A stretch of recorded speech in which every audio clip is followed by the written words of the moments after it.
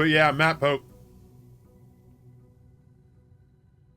The thing you're looking for, if you can't find it, it's just increased stronghold levels.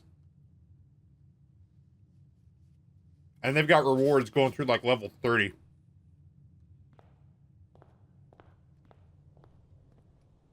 No, I threw the Puppy Sogo away. The one that had the weird swollen package. Sogo used to be my meat stick sponsorship company, Tarot Sharp. We love them very much.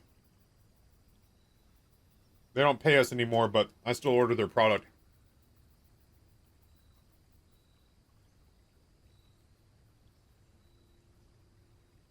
I had to cycle the emote out for Voodoo Ranger.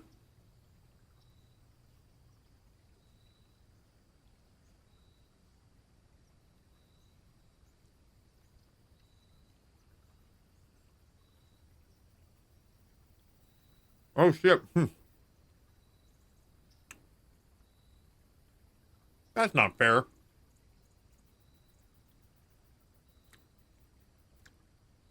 We got to keep 2 items because of the crescent moon. They let us keep the chronograph and the key card. We were going to get the key card anyway.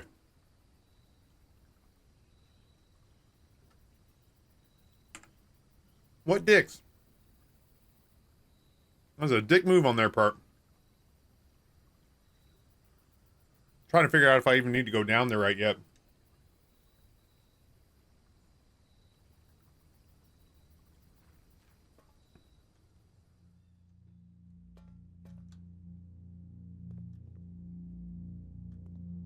I don't know if I need to bring the terminal online.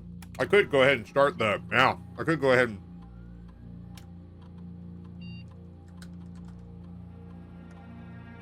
start the experiment now.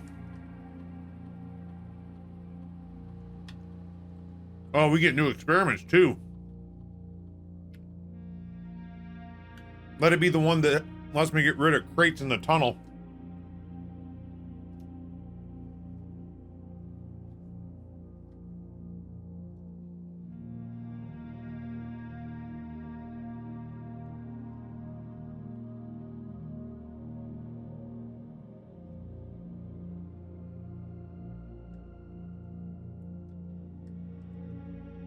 Womp womp.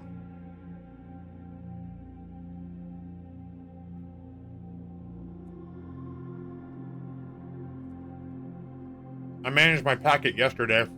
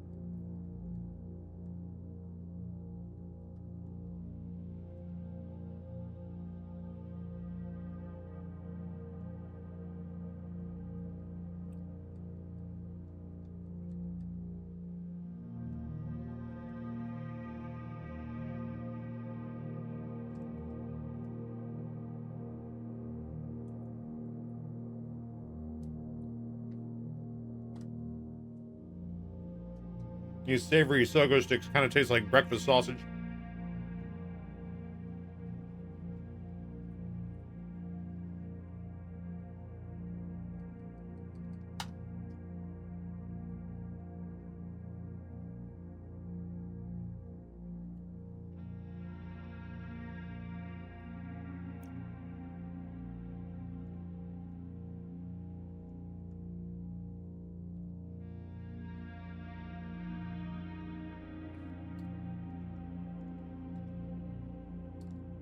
This is the story of the newest denizen of the cave.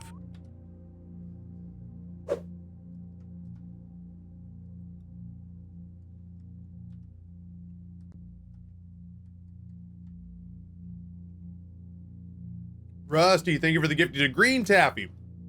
We haven't in fact made some progress today, dude. And how? Alright, I gotta stop. That's too much meat.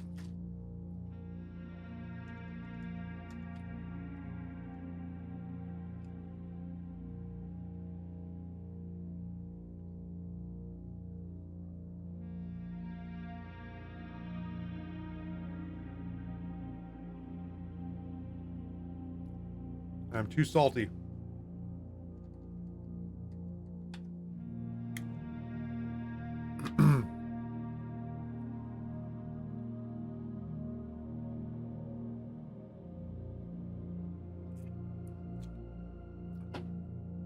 I had unlocked my packet, but I had not managed it, as it turns out. Oh, excuse me.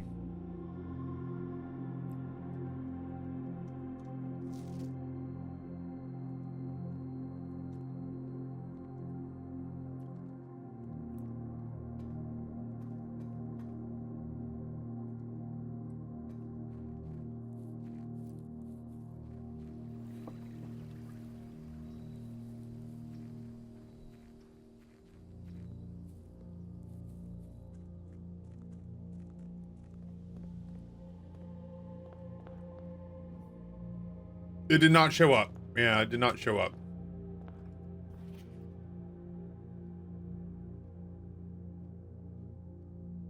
Oh, that's nuance with dirigibles in green.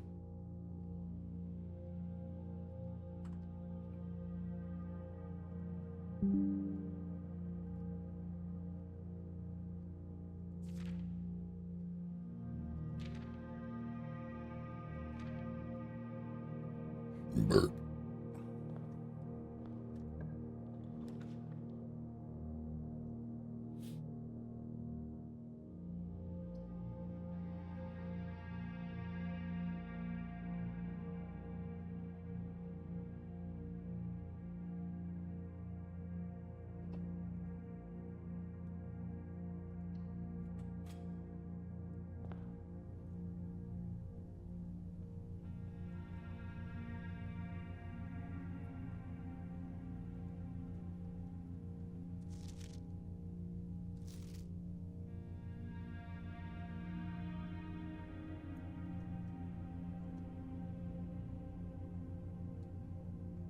Just can't help but feel like there's something more to do in there.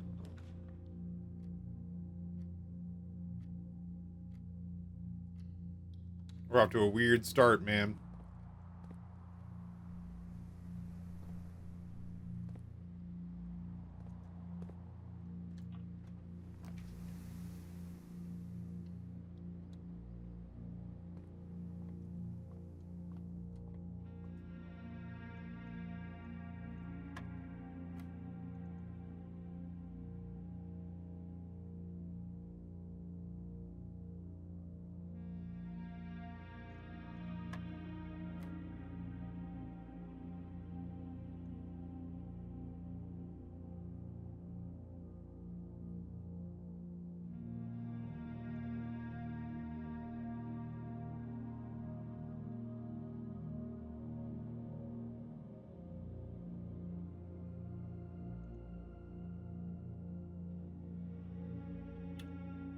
That looked like it was in thirds.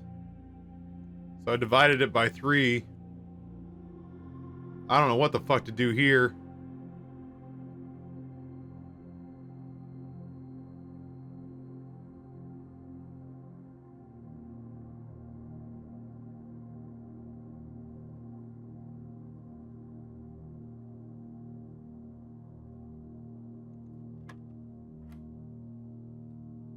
I almost don't know why that's right.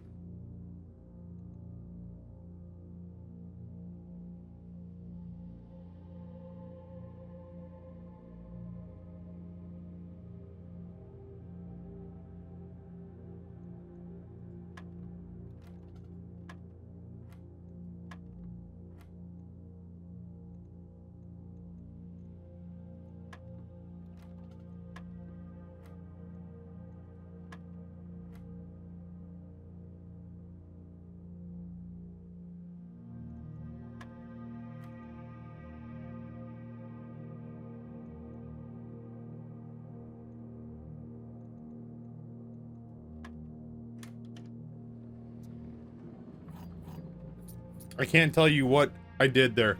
I have no idea. I was going off instinct. I could not write, I could not show my work if you had a gun to my family's head.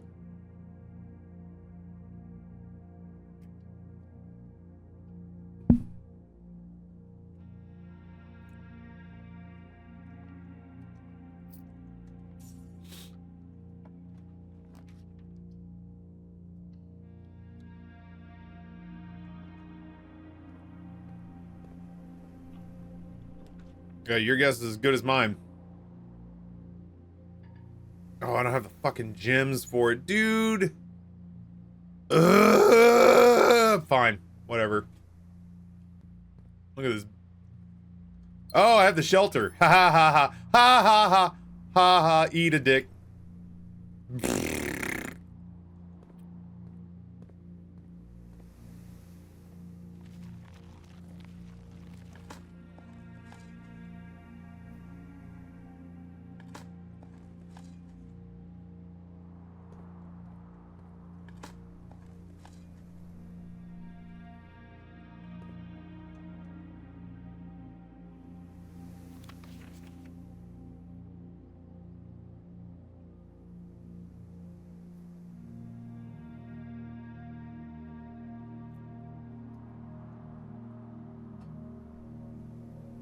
No, I still have no idea why that says CXENT. No clue.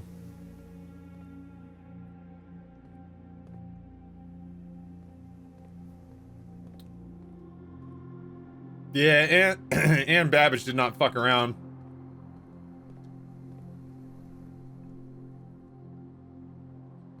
You think those letters have something to do with the castle puzzle?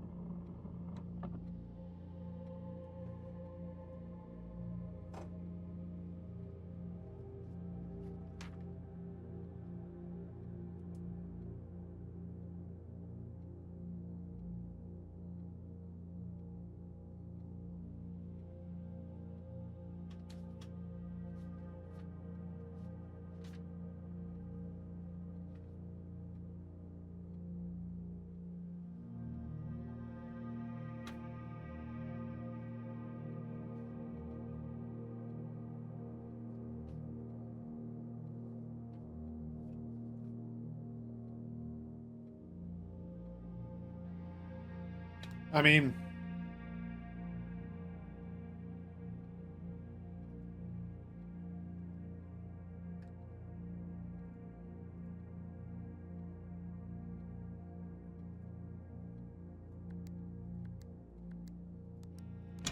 it's not letting me get out. Hold on. There we go.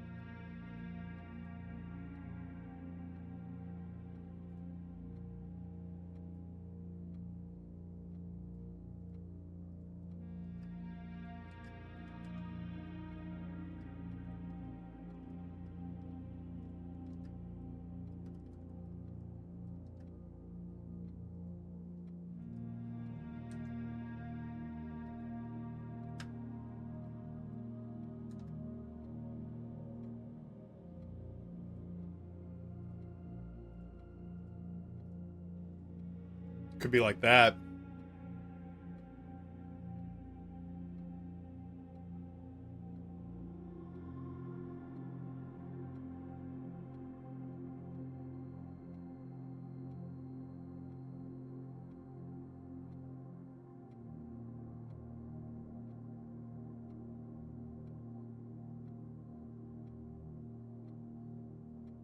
Not sure how I'd get the rest of it.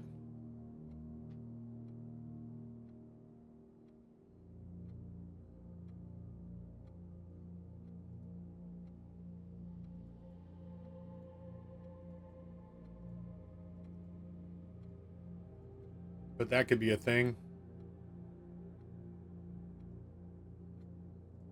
Not sure though.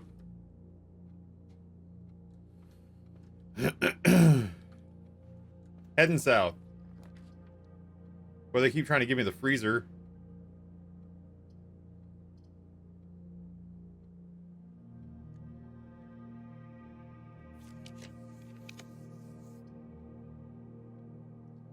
I guess we're not making it all the way down to that corner.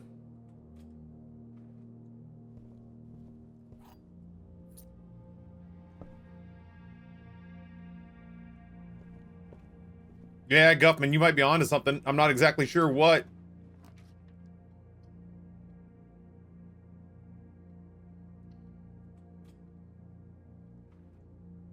No, I have not thought it out completely. I keep trying to sort of like save it so that if I could get the boiler room or the aquarium and get them like out here, that I'd have multiple different opportunities to potentially pull that into place.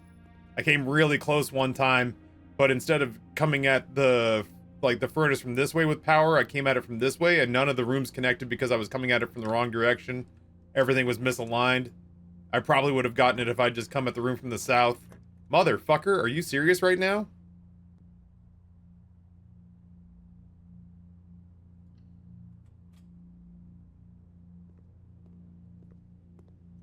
It's like the 7th time they've offered me the freezer.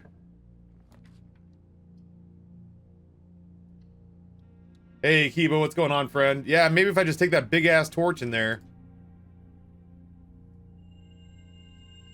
You know what? Fuck them. Bring on your dead-end rooms.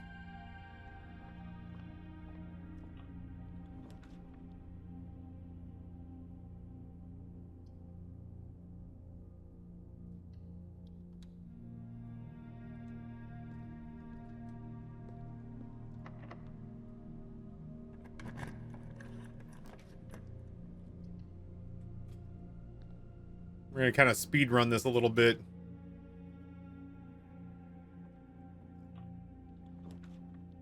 I've never been in the dormitory. Hey man, those are Noah bits. drops 100 bits, says, hey bud, just as a heads up, I got a letter this morning from counsel for a J. Jonah Madison demanding that my client, you immediately provide proof that you intend to fulfill the contract by bringing your scale to Boston.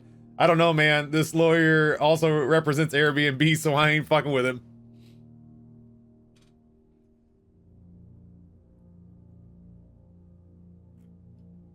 Jokes on JJ.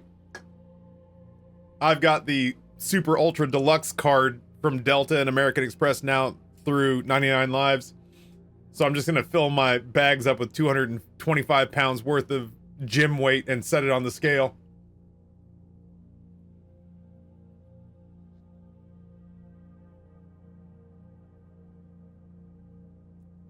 Noah, thank you for the biddies. I'm going to try to keep our space open. The dormitory will come back.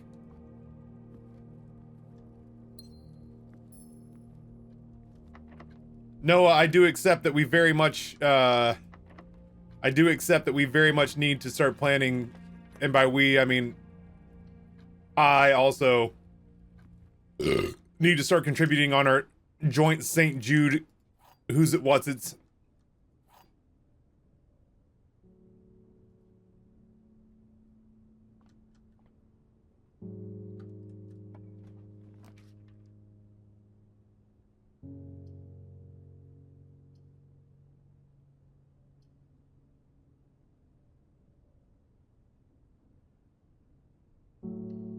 Go chapel for now.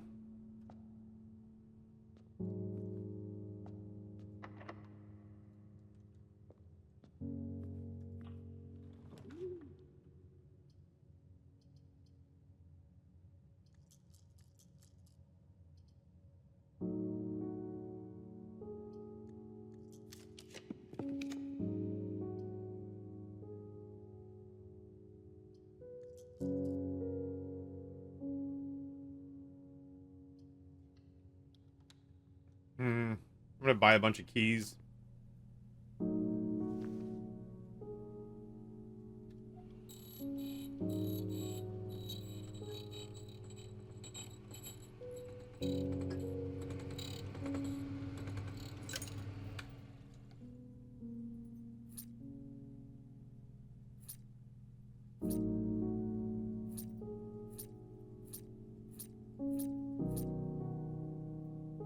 I got keys!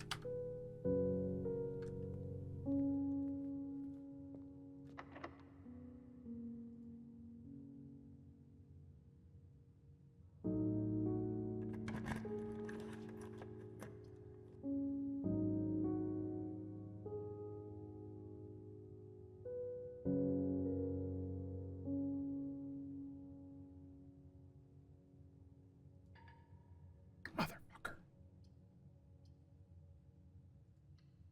I ain't scared of you.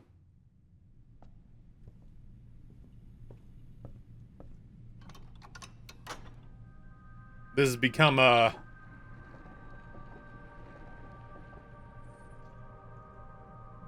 This has become a vendetta against the furnace.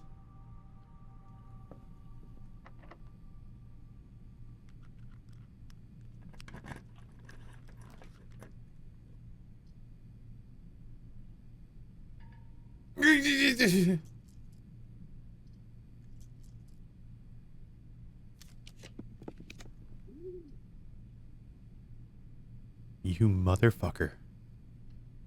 Let's do this thing.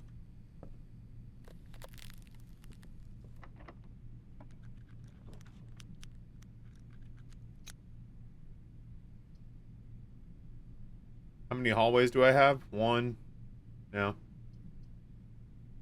Shit. Alright, well. Shit. Okay, hold up. I got ideas, Greg.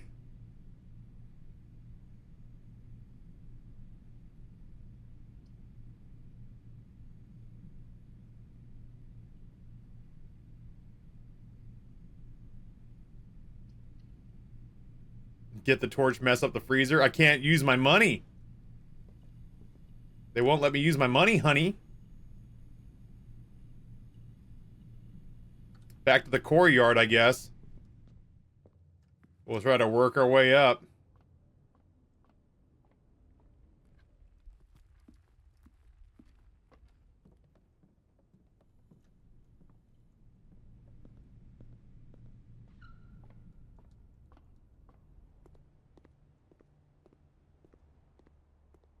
No, I did not buy the torch this run already. I just unlocked the armory on this run.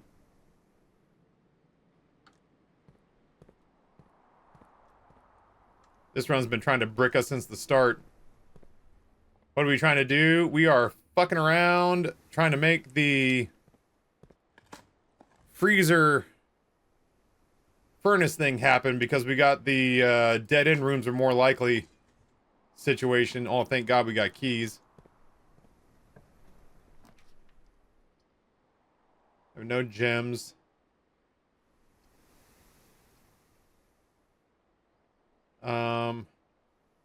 Jesus. Okay.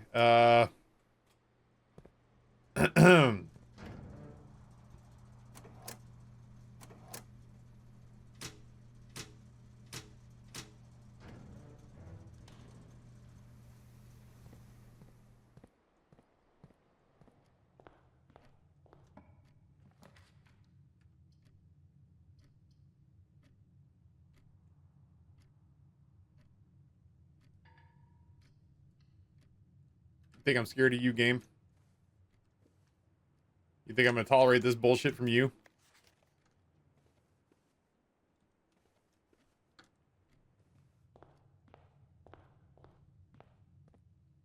You think I won't burn all my steps?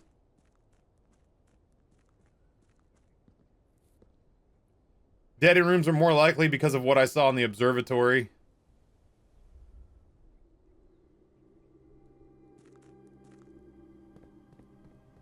It's like Iratus or something like that. One of the constellations. Dead end rooms are more likely this run.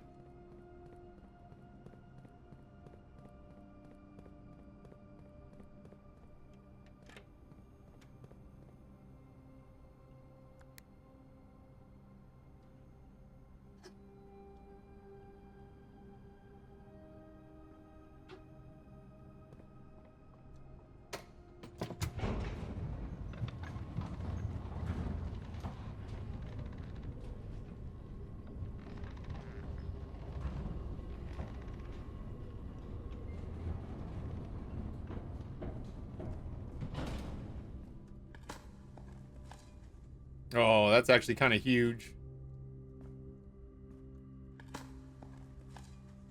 That's a brick.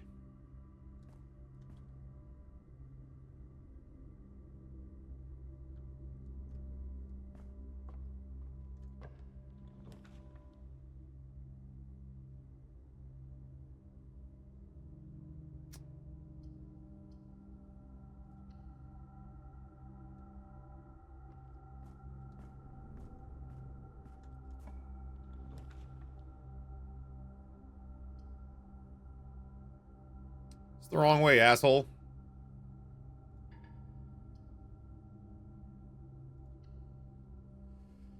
Oh boy. This is not going well. It's not going well.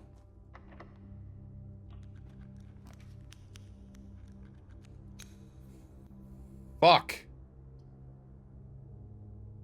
I got nothing that faces north.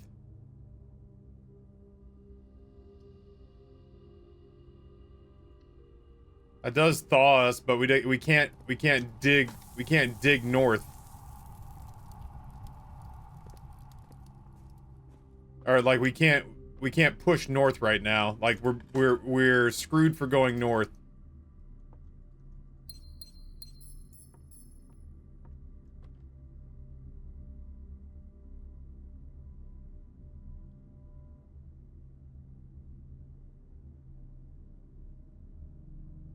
Can buy torch, don't have the money.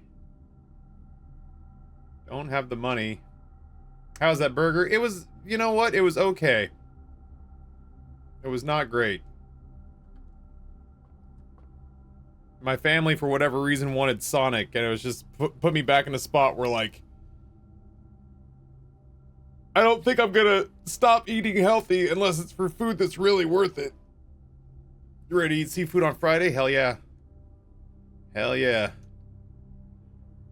Alright, I think this run shit the bed a little bit.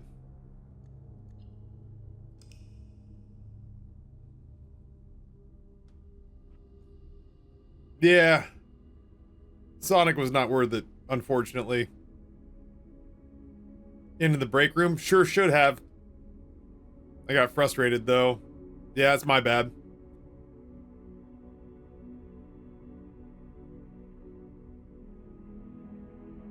I don't know that I would have had the steps for that. Oh, yeah, I would have. Oh, well. Probably not Noah, Chaos. Maybe Nate.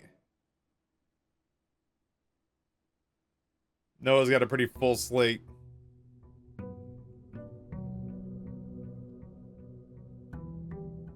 I did grab a corn dog. I grabbed a corn dog and a bacon cheeseburger from Sonic, and the corn dog was pretty good. The bacon cheeseburger was just okay.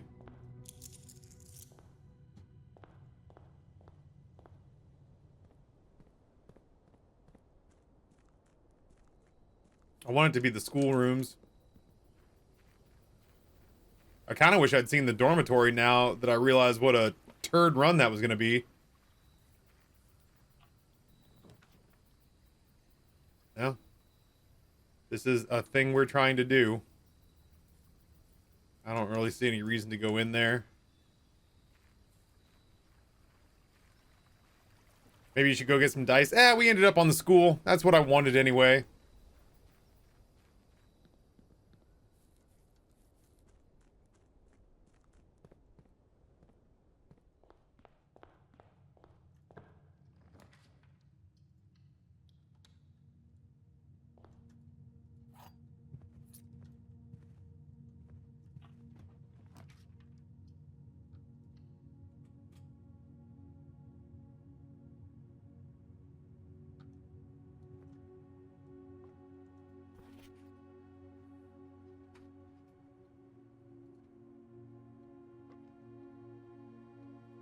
God damn it.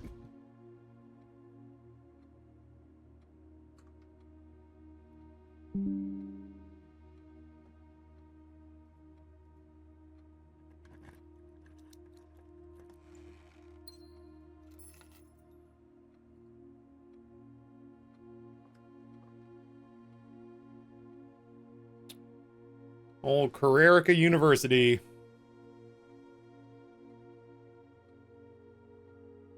Looks an awful lot like LSU.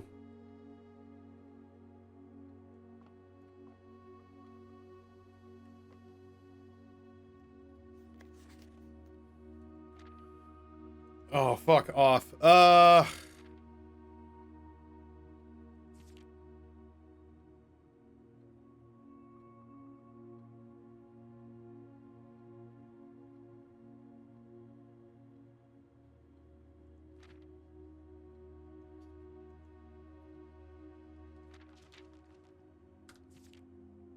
My type of room, the categorization of floor plan subtypes. As architects, we know that designing a building is a complex and multifaceted process. From the layout, oh, this means probably the Carericas, the academics.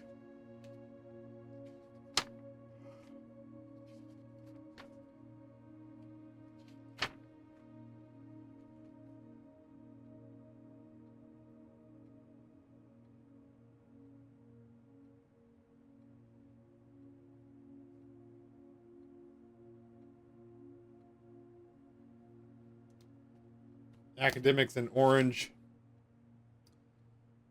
As architects, we know that designing a building is a complex and multifaceted process from the layout to the details. Every decision we make can have a significant impact on the final results. Perhaps that's why we're always looking for ways to improve our craft and refine our ideas. This is the story of the newest denizen of the cave. That's so dumb, and I love it. Rusty, thank you for the gifting to Cucumber College Camps. The old land of Cucumber. In this edition of Drafting Strategy, we're excited to introduce a useful concept that can take your designs to the next level: room subtypes. While we've previously explored the use of colored floor plans to categorize the basic kinds of room, in this issue we'll be examining architectural symbols that can be used to further classify and differentiate the types of rooms in your house. These symbols provide the draftsman with a visual way to indicate the purpose and function of a room, whether it's a designated workspace or a utility control room or a conundrum. These subtypes symbols can communicate the intended use of a room at a quick glance. By including these symbols on their floor plans, architects can make it easier for contractors and builders to understand their vision and bring it to life. But the benefits of the floor plan categorization go beyond clarity. By understanding and identifying subtypes, architects... Why am I so fucking sleepy today? It is not bode well. I have a long day ahead of me. Architects can craft strategies that surpass the surface-level simplistic approaches commonly used by inexperienced drafters. The craft of the draft. Drafting rooms are floor plans that affect the draft pool or the drafting process. As such, they are spaces that are often designed for activities related to academic pursuits and research. Some of their common features include floor plan redrawing, draft pool manipulation, or rarity adjustments. As students of the art of drafting, aspiring architects can greatly benefit from the knowledge, experience, and learning opportunities of these rooms offer. Classroom. In a class of its own, academia is not only found in the mountains of Carerica. Mountains.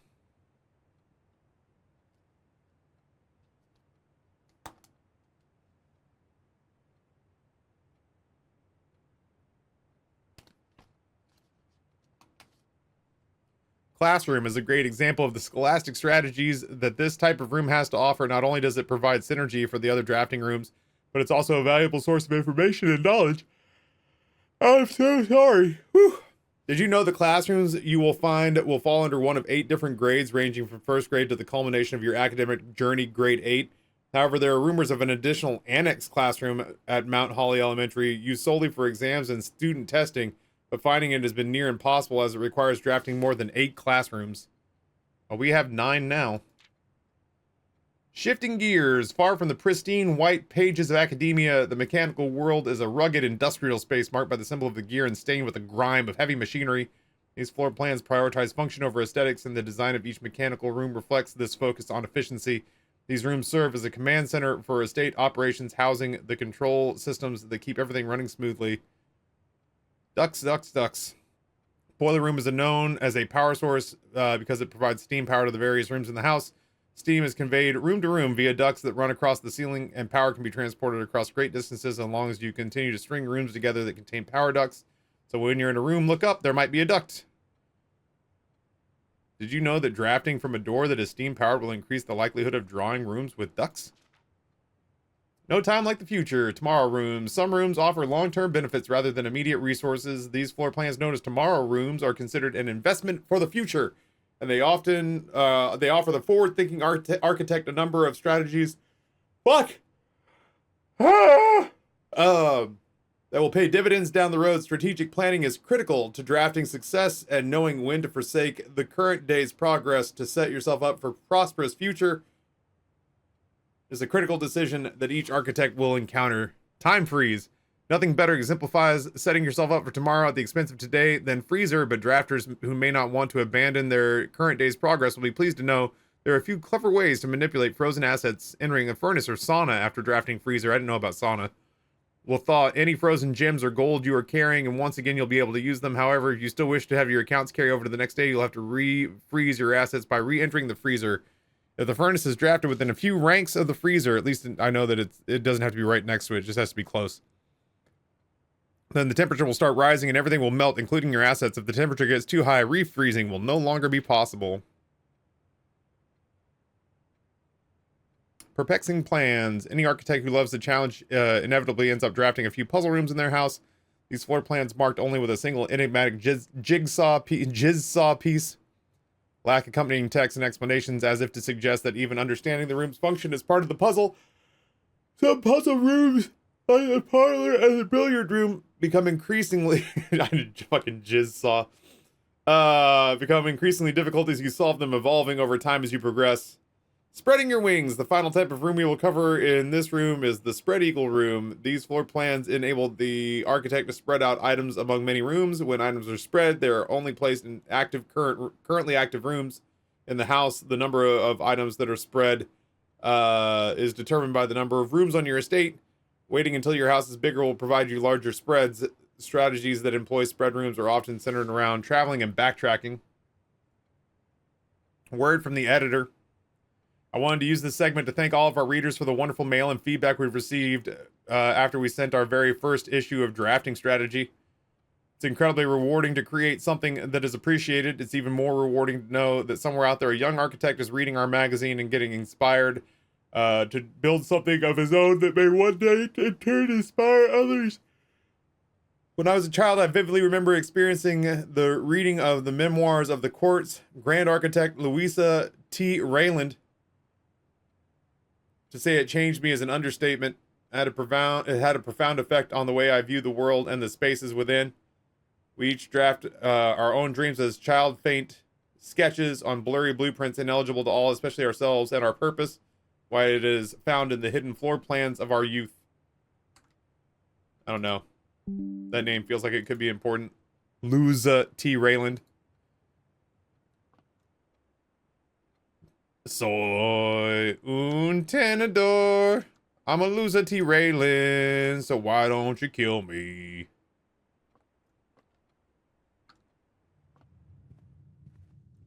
No, so Amber figured out the admin key.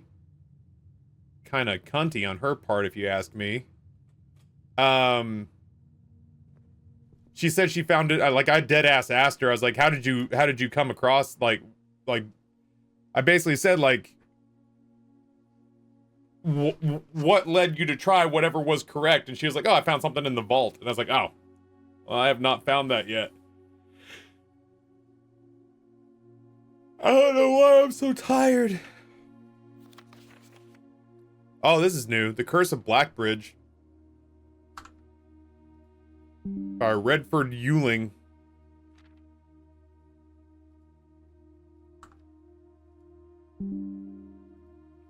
Forward, the legend of Blackbridge is one that's well known to the people of the Grand Realm, for versions of this tale have been passed down from generation to generation. With each new telling, the story has changed, becoming over the years more colorful, more verbose, and as one might expect, increasingly horrifying. However, with so many renditions and unique personal touches, the task of confining and binding this tale to text seemed an ambitious and impossible challenge. Over the course of my research, I have heard dozens of variations of the legend, and while the details would often change, I was surprised how much of the story's heart remained the same. Yet, the more I listened, the clearer it became that there could never be a definitive version of this tale capable of capturing all the wonder and myth of Blackbridge. In the end, I chose to write down what felt most authentic, the story my grandmother told me as a boy long ago. Part 1, The Berry Picker from Oris.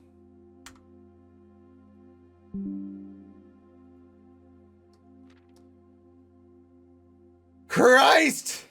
Many years ago, before peace had become a familiar word, there lived a group of rogues so wayward that locals deemed it I don't read to my children, okay? I want you to understand what this means for me to do this for you. The locals deemed it appropriate to call their number the Unholy Hounds. They were feral outlaws composed of society's worst in a time when society was at its worst, and for each crime that fearful travelers credited to the group, a dozen more lay unclaimed, each worse than the last. For the gentry, however, who often value their coffers more than companions, no crime could measure more wicked than the group's primary enterprise, high road robbery.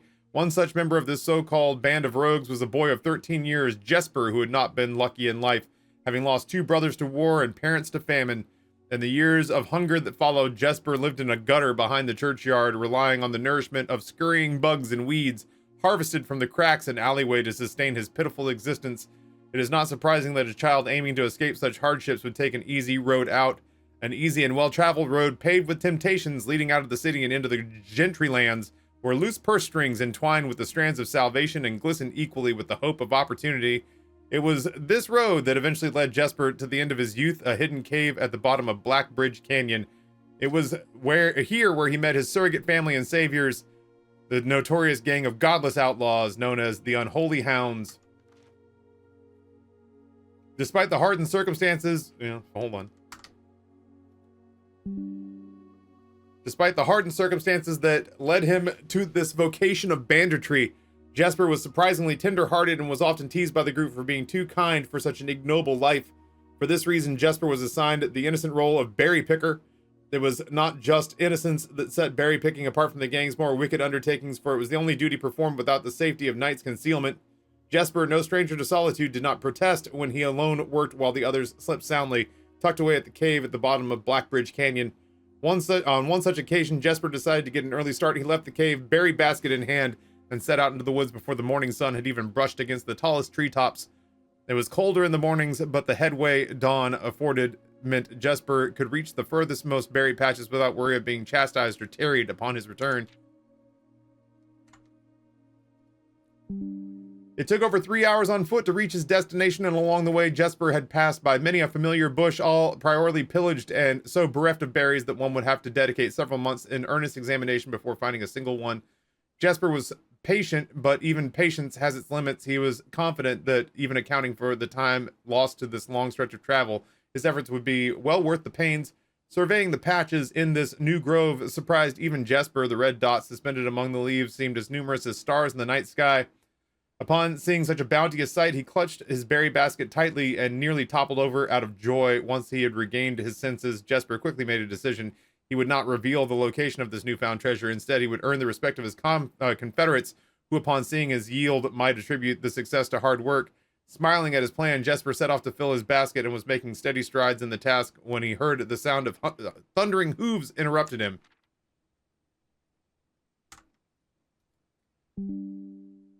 A carriage is approaching. The thought of it made Jesper freeze.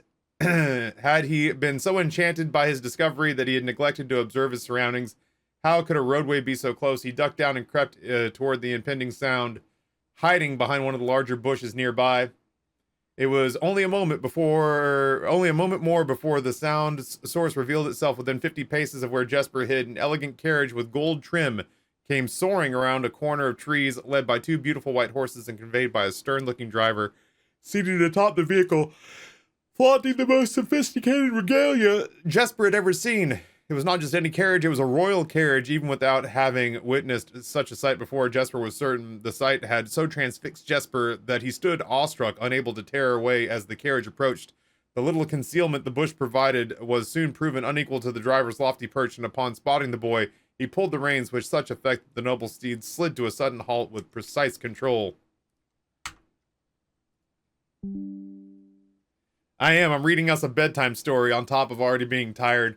You boy, get out from behind that bush, he shouted with a rigidity that betrayed a modest amount of fear. You startled me half to death coming around that bend of my own drive and seeing such an unfamiliar face in a place where there ought not be any face. Jesper quickly contemplated running. The man was much older and his dress was suitable for courtly behavior, not dashing through the bramble and mud. I was picking berries. Jesper raised the half-filled basket up to allow the driver to see the proof of his words. The demeanor of the man suddenly changed. It was a change that Jesper was familiar with. He had many times seen the same stern expressions on the most fiendish bandits melt away when presented with a berry basket. Any suspicions that the driver might have had instantly evaporated, for even the notion of a member of the unholy hounds picking berries seemed farcical. The softened expression even made allowances for a smile. Berries, eh? Say, you could have picked a better spot for them. Or you couldn't have picked a better spot for them, could you? I used to pick berries here as a boy.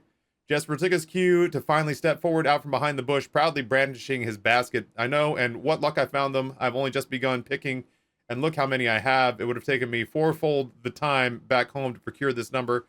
The driver bent down for a closer look. And where is your home, boy? It must be quite far. Boop.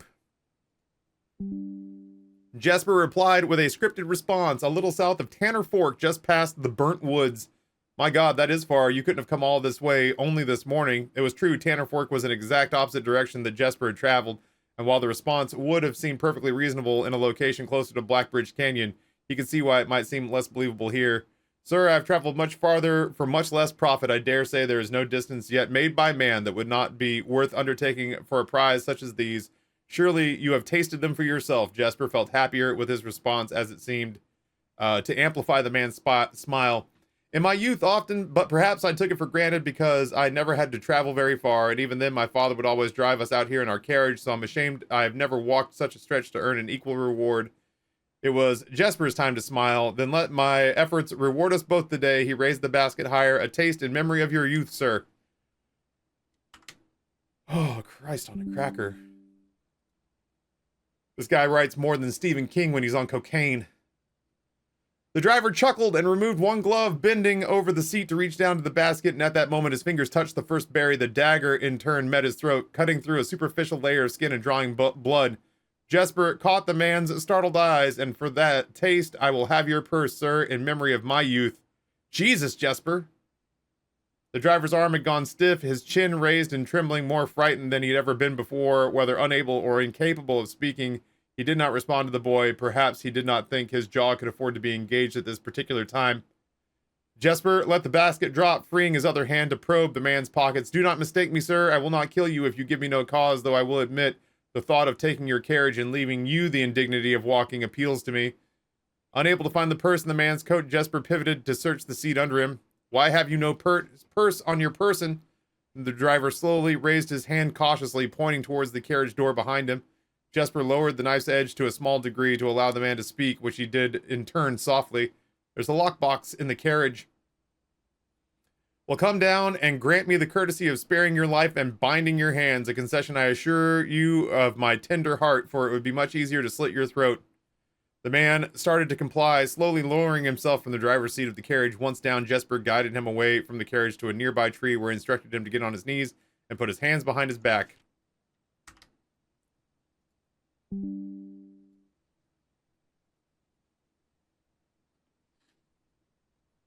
Sounds good, Foo. I don't think I have any flags to speak of, but I can try. Excusing his inexperience, the man indulged Jesper while he figured out how to adequately bind him. The smile and kindness Jesper had seen on the man's face, now nothing more than a distant memory. In their place, cold, dark eyes displaying no emotion. I wonder, should I grant you the same clemency you are showing me? Jesper stopped, surprised by the question, but ignored it. Secured the final bindings and then hastily returned to the carriage. With one hand on the door handle, he turned back to the man. If there is no lockbox, there will be no clemency. Inside the carriage was surprisingly dusty and unswept, a stark contrast to the elegant and polished golden facade of the exterior. It had apparently been many years since a passenger had enjoyed passage in this vehicle. This was all but confirmed what Jesper had suspected. The driver of the carriage was not a liveried servant in the employ of some greater master. Any curiosity that this observation might have further produced was quickly abandoned upon seeing what rested in the carriage's back seat, a large wooden lockbox. Despite its hefty appearance, the box was surprisingly easy to handle. Within a few minutes, Jesper had dislodged it from the hold and carried it out into the sunlight. Inspecting the box carefully, 2 observations were made. Totemic symbols found carved on the 4 sides of the box hinted that the box was likely very old and likely not created by Orindian hands. It reminded him of artifacts from the old world and was presumably crafted in one of the ancient realms.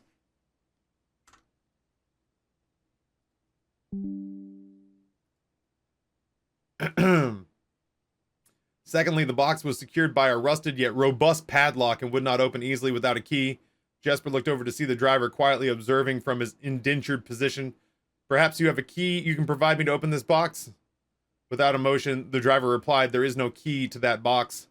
Jesper stood up. Easy enough then. He headed over to a nearby rock of sizable dimensions and lifted the stone up, carrying it back to the box. If there was ever a time when the lock had been resistant to brute force, it wasn't recent. With one hit, the stone had been completely shattered. The stone had completely shattered the rusted lock. He bent back down and opened the lid. Inside was an effigy, a crude figure chiseled from stone. Without too much deliberation, Jesper bent down and picked it up, somewhat surprised how heavy it seemed given how light the box had felt. Having expected to find something more akin to gold or jewels, he looked questioningly to the man, hoping to find an explanation. The driver's smile had once again returned. You are cursed, boy, for deadly is the stone. You have opened that which never should have been opened, and you are cursed. Jesper carried the effigy over to the man and shoved it in front of his face. What is it? That's one. Feeling his disappointment rising to anger now, Jesper tightened his grip on the effigy. One what, you mumbling agentor? And in God's name, why have you no purse upon your person? The man did not seem intimidated. 1 pace. He paused for a second. 12 more and you will be dead. He only had a second to flinch before the effigy struck him in the head and put an end to his cryptic ramblings. If ever there was a time where the old man had been resistant to brute force, it wasn't recent. Jesper looked down at the sculpted stone figure now splattered red. Was it cursed? Was he cursed? He had of course heard stories of curses and never doubted their validity in the past, but now that he was standing face to face with the possibility of being cursed, his mind pleaded with him to be skeptical. Yeah, this is dark as fuck, man. And if he was cursed, what difference would the knowledge make? A dozen more paces would not be enough to find another living soul, to say nothing of the chances of procuring a remedy. If he did not move from where he stood now, he could maybe live another 3 or 4 days, maybe give more given the abundance of berries nearby. A plan that, if we ignore its obvious faults, might provide additional opportunities for help to come along, but what good would it do to be discovered here? Boop. Beside a body, stolen goods in hand, bloated from berries and raving about a curse could very well not be real. No, it would most certainly be better to face one's fate now, take a dozen paces and see if life goes on. But Jesper found his legs unable to make the first step. His mind was unable to convince his limb to waste away 1/12 of his life in a single motion. Feeling the desperation sink in, he hopelessly looked around about him for a solution, and if by some stroke of luck the gods heard his plea, a miracle materialized before him as if he found himself suddenly at the end of a fairy tale. 2 white horses and a carriage of golden trim were beside him, the answer to his immediate prayers. He laughed at his fortune and calculated the short number of paces back to the road. 4, perhaps only 3 if he jumped. He made a quick survey to see if there was anything he wished to grab before taking the plunge. He thought about removing the driver's fancy coat, as that appeared to be of some value, but the additional risk of undertaking a task too great. Undertaking such a task too great to chance. And so, after a profound breath, he took a second, third, and fourth steps, though they were quite large. Seated now behind the horses, he reached for the reins and suddenly realized that he was still gripping the effigy. If the curse was real, then it would most certainly be better left here. If, on the other hand, the story is fictitious, there might be some appraisal that could be made of the figure. It was, after all, found within a lockbox whose typical function oft secures objects of value. Having witnessed firsthand the horrors of destitution, Jesper found his mind equally reluctant to allow his hand to let go. If it is cursed, I die. If not today, then tomorrow. And if I die, what care have I? And with that statement said aloud to the horses, seemingly, Jesper took up the reins with confidence. Oh, no! Ugh. All right, let's keep going. By God, there'll be answers in here somewhere. Miller awoke to some light nudging from a familiar foot. Only one person would have the cheek to awaken her in such an ill-mannered fashion. Shaking the sleep from her eyes, she glared up at him in the darkness but did not say a word. He nudged her again, teasingly, then stepped back into the dim. After taking a moment for her eyes to adjust to the darkness of the cave, Miller remembered she was on third watch today, quietly collecting her things and wits. Miller turned as she left, waving to her young friend who was more than likely already asleep. She crept through the cavern's main passage, careful to not wake the sleeping bandits around her. Like a hero in a book, she often mused. Quietly, she grabbed a bow from the haphazardly formed pile of weapons, shaking the accompanying quiver in the darkness to assess how many arrows it held. She then walked towards the sun-drenched mouth of the cavern, ready to start her shift. Did I get this one? I sure didn't. Where's my mouse? Nope.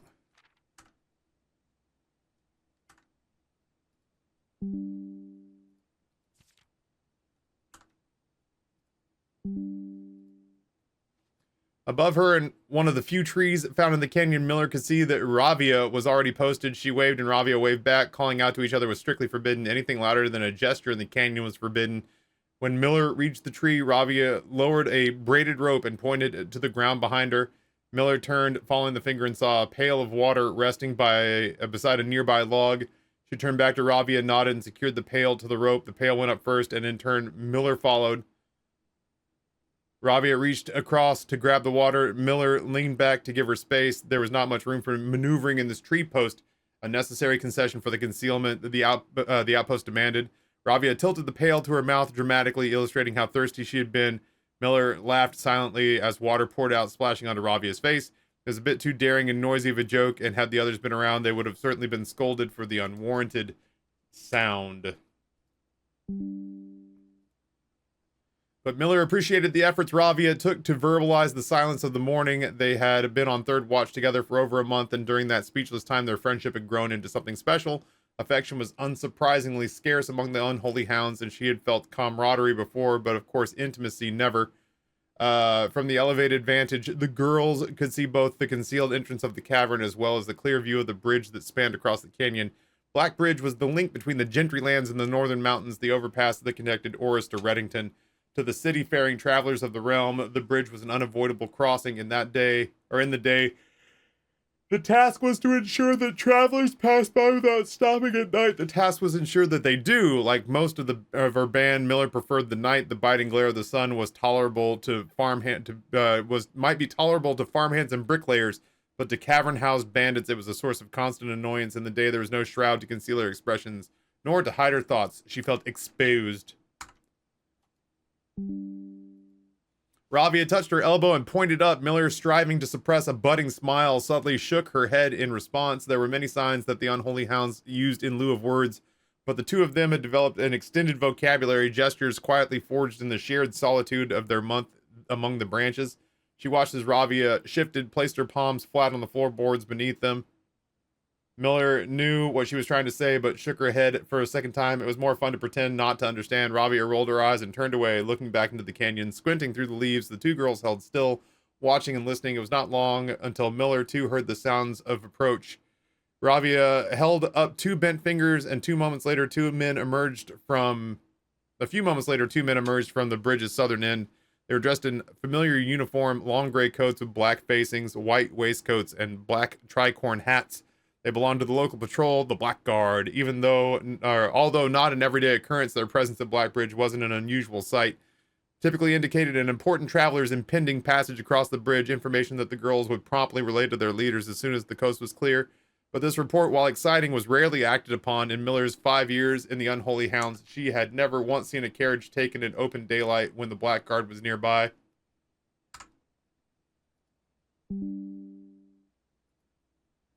The men had nearly reached the bridge's north end when Miller heard the horses, faintly at first but growing louder with each passing moment. Ravia's eyes met Miller's, the same concern mirrored in each other's expression. This did not sound like the typical carriage cautiously approaching the bridge to cross. Instead, the familiar crunch of the high road gravel, they heard the harsh clattering of hoofbeats against stone. Both girls quickly redirected their attention downward, looking through the foliage. The sounds were not coming from the high road, but from the canyon itself. The horses were coming from below the bridge. In an instant, Miller had knocked an arrow and drawn her bow. Go! Ravia was gone before the whisper had even left Miller's mouth. The young scout was already sliding down the bank below, racing toward the cave. There was no road that ran below the canyon. There was no reason for numerous horses to be approaching their cave. There was only one reasonable conclusion. Both girls had reached it instantly. The base had been compromised. This was a blackguard attack. It's a big fucking book. The moment the horses came into view, Miller let loose her first arrow. She was surprised to see a carriage. She had expected cavalry. Before she even finished processing that thought, her second arrow was in the air. Without a trail, it would be unthinkable for a carriage to traverse such rough terrain, yet she watched as the wheels jolted over the rocky riverbed. A third arrow was now in flight, and there would be no need for a fourth. The driver slumped over in just moments before the vehicle dipped into a small ditch, slamming into an embankment. The force of this sudden halt immediately shattered the two front wheels and catapulted the driver from his seat. Utterly confused, Miller now glanced over her shoulder to see if any horses were approaching from the rear. Down in the canyon, the entire horde of the unholy hounds came spilling forth from the earth as if hell itself had suddenly sprung open. The group seemed more bewildered than Miller, half asleep and tripping over one another in a desperate attempt to engage an unseen enemy in combat. Miller could see Ravia among their number, the only one looking up at her. Her expression was chilling. There would be no need for a silent gesture to convey what they had both now realized. They had made a mistake. The gang's chieftain, Jeffrey Heartslasher, of the Vermont Heartslashers, led the others, cautiously approaching the crashed carriage like a suspicious fox would near a baited trap. There were no words exchanged as the group crept forward in customary silence. A dozen or so paces in front of the wreckage lay the far-flung driver, an arrow protruding from his broken body, and beside him a blood-stained effigy carved from stone.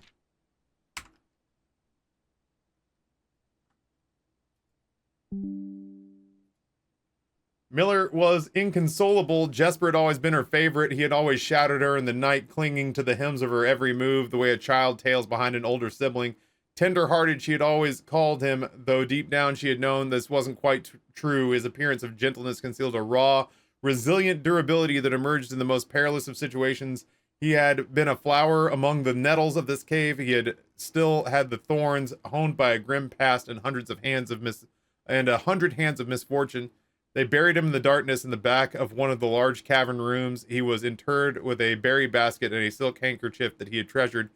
The mysterious effigy they had found beside him served as a distinguished gravestone, a marker that stood out as somewhat special among the rows of similar swords marking neighboring plots. No one spoke, not even in whispers. There was nothing to say. Just looking at the picture. I'm just reminding myself that there's a game that I'm supposed to be playing. Miller awoke the next day to a thunderous shaking and rattling of the earth, a far cry from the playful nudging of the previous day. She strained to adjust her eyes, but the choking sting of stirred-up dust caused her to flinch. Panic was also in the air. The sounds of scurried footsteps and clattering feet filled the space around her, but even in the alarm, the silence was louder. What was it that had sounded so strange? Miller closed her eyes tight and used her feet to guide her along the passage. The whispers around her were getting louder. Intense voices could be heard ahead, louder speech than she'd ever heard spoken in the canyon. Growing dread grew as Miller approached the mouth of the cave, her eyes now open wide despite the dust. Shouldn't it be day? Miller felt a hand in the darkness pulling at her. It was Ravia. The two embraced, and Miller did not need to see her to understand. Ravia placed two bent fingers against Miller's cheek, and with that touch against her face, Miller felt the same sinking feeling from the previous day. Two fingers confirmed what Miller had suspected. The girls had forgotten to relay one critical piece of information to the others. Rusty with a gifty to Taffy reading. God, you're not wrong. God, you're not wrong. An hour or so later, the screams began. Blood-curdling cries of hopeless desperation. Captain Fodrick Lee of the Blackguard looked down from the ridge of the canyon to the collapsed entrance of the cave. Ah, he grinned. Now they speak. Yeah, they forgot about the fucking Blackguard. Oh, is that it?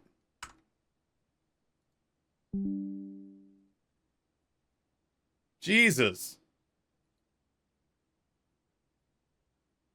Jesus Christ.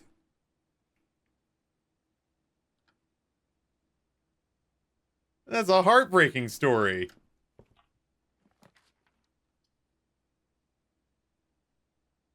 Good grief.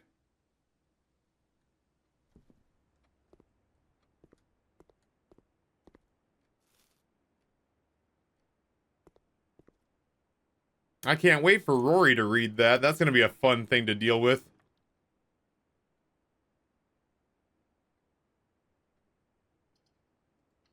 I'm going to try to hold on to my gems because I need them for the schoolrooms.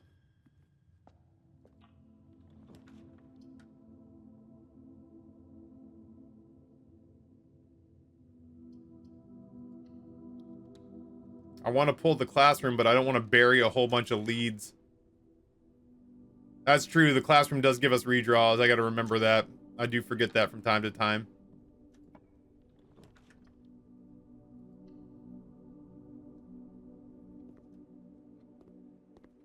I think we got up to sixth grade last time.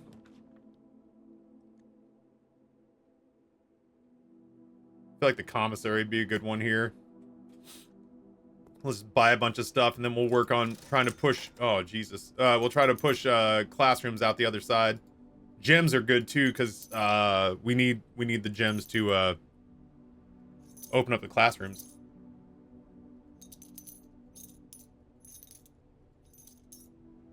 So I feel like this was well worth it.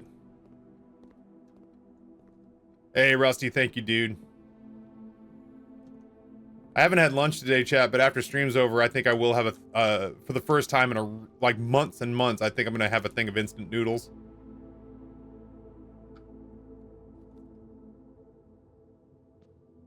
I haven't had instant noodles in like in genuinely like several months. Yeah, it's true. I could pull the emerald bracelet out of the coat check. That is also true. That is also true. Science is fun. The doggo. Can I pet the not real doggo? No.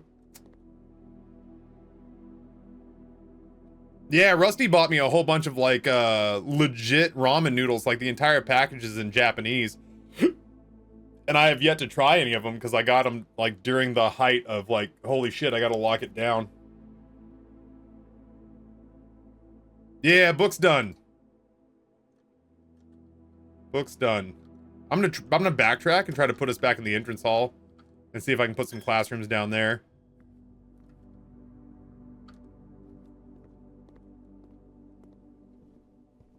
I don't even like being in the room as that dark ass book.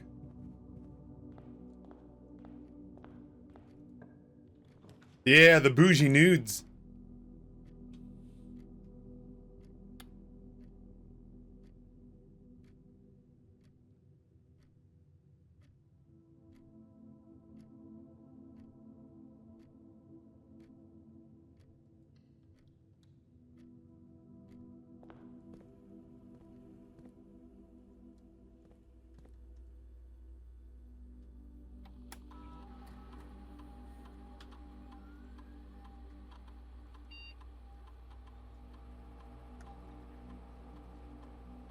I don't have the security key this time around because I'm a big dumb idiot.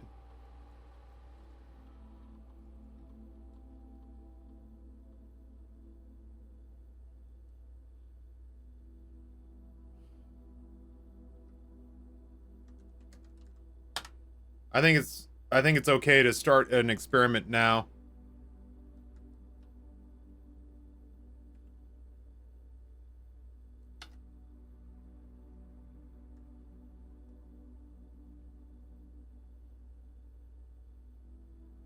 I don't know that we're gonna have a terribly hard time opening doors.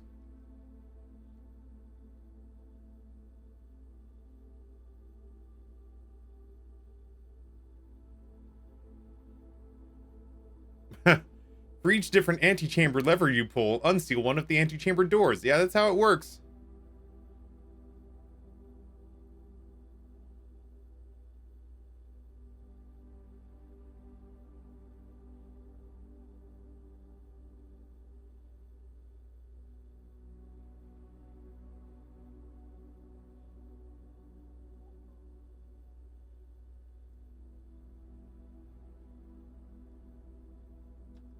This one's risky.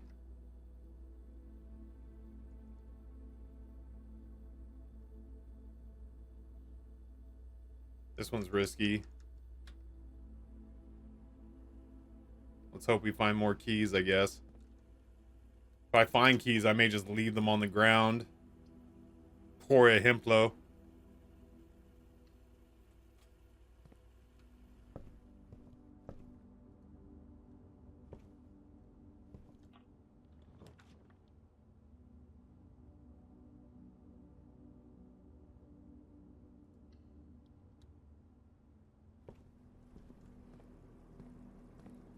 I have gained the lucky rabbit's foot.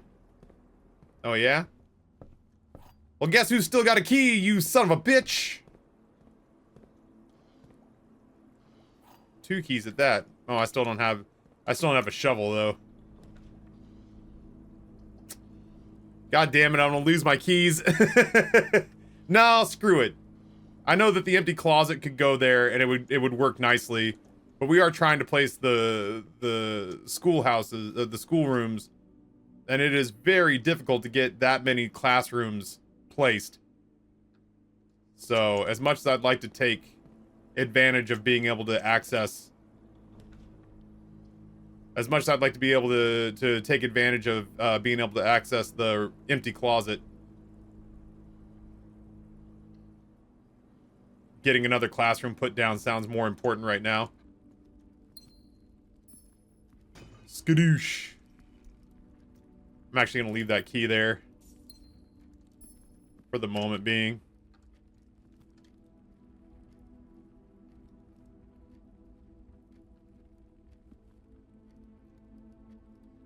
Yeah, now that we've read the Blackbridge story, I kind of want to go back.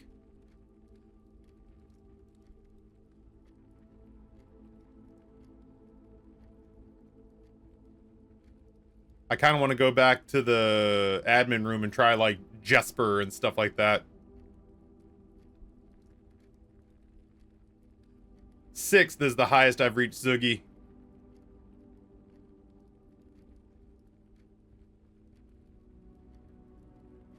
God darn it.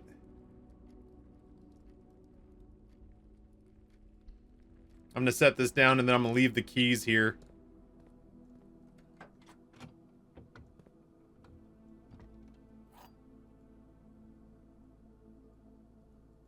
I do have the extra classroom now, so I could potentially gain access to the annex. We're gonna leave those there for now, because of the experiment that we have drawn up.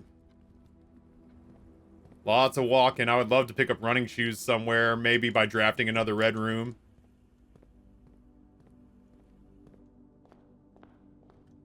God help us if we have to get back to these keys.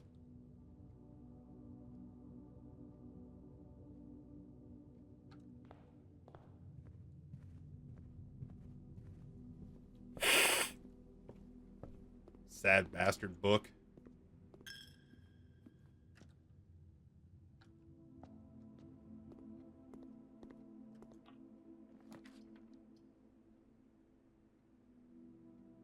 Hard to be upset at that.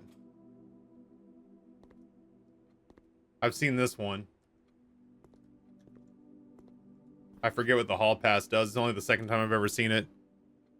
You will not lose steps when traveling between 2 adjoining hallways. Hallways drafted from an adjoining hallway do not cost gems to draft.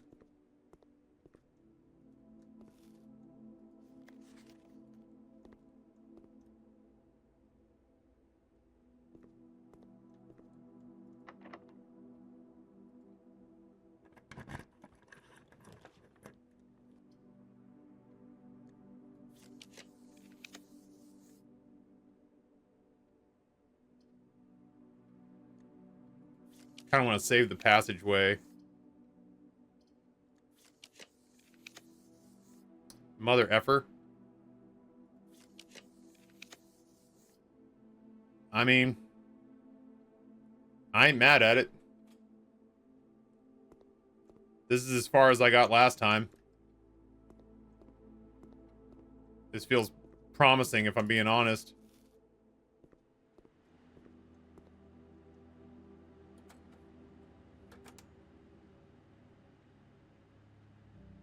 The Finsurrection. I think that's Desolé being killed.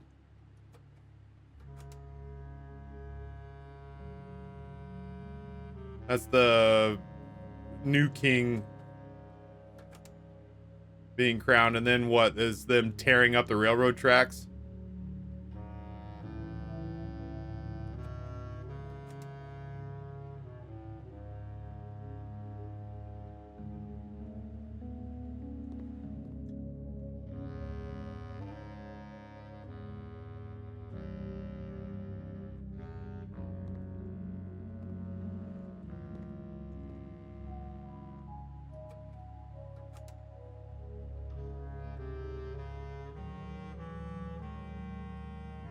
Chat, yes or no, Amy G, should I bother screen grabbing all these slides? Do I think they'll be important?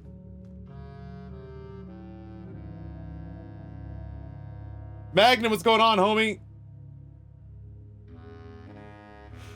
Just wanted to see if anyone else is having or had issues launching blueprints through Game Pass today. I can't get past 71% without it on the update without it erroring. Yeah, Danny's got you, Magnan. The papers are more important. That's what I thought too. And we've got the blank one for this one.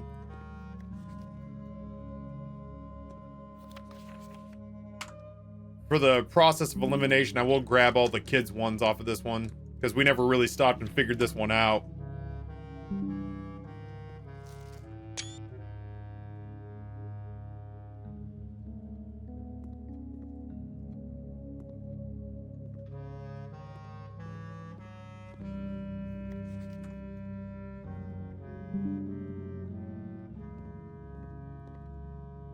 Yeah, that's what I'm saying, Baxter Cal, Botix Cali? Bat X Cali? Is that at some point, I do need to sit down, potentially, when we're down, like, I'm gonna go down and try to figure out the dirigible people's sigil, because I feel like I have a lot of the pieces for that.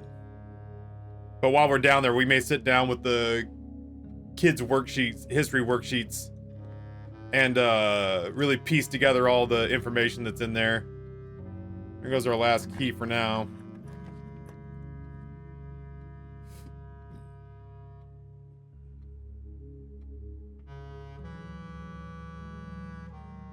I don't mind the quarry yard here. I was really hoping that they'd have a shovel for me, though. That's kind of huge, considering we're going to keep losing keys.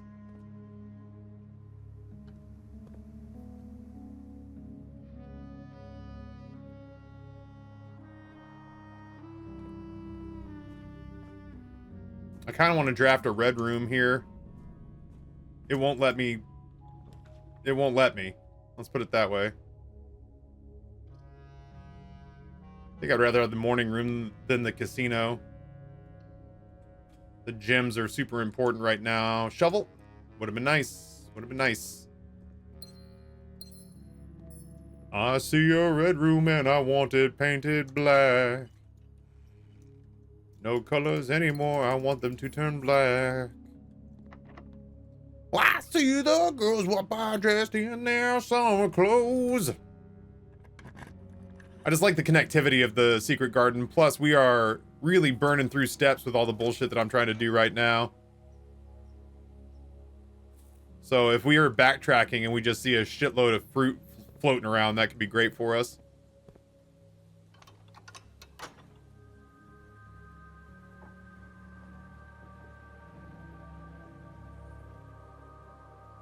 I have to turn my head until the darkness goes.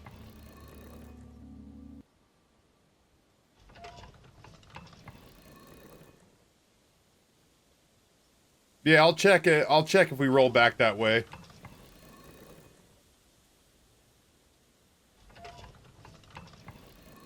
I don't think the vines are indicative of anything, but if we walk back through there, I'll look for sure.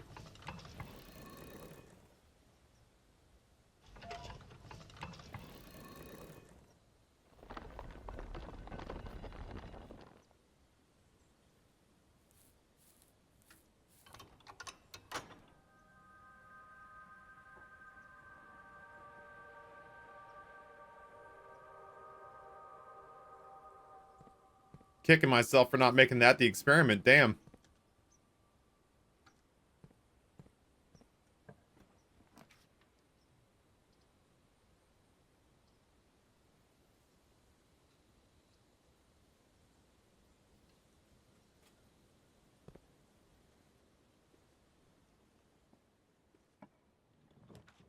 That's a fucking classroom. This one's gonna be new to me. Grade 7 is new. What are we looking at here? No! Yeah, I'm right there with you. I'm right there with you, Sandra. Who fucking knows?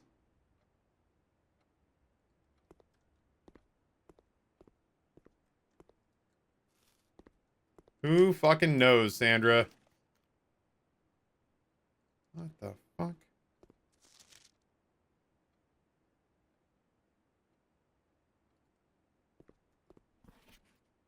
Where's your smart children?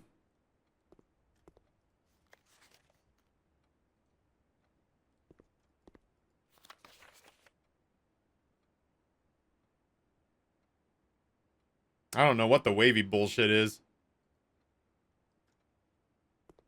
Algebra. Algebra, go fuck yourself. I don't want to do algebra. I think I was doing algebra, but I just fucking don't know what or how. Algebra. Now, Zach's the least dumb one, so we'll take his work. The baseball symbol was new. Yeah, I don't like whatever the fuck this was. I don't care for that at all.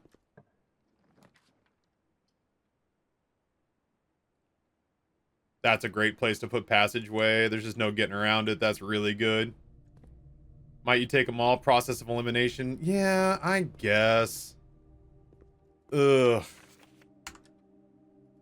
Who knew there'd be so many puzzles in this stupid puzzle game?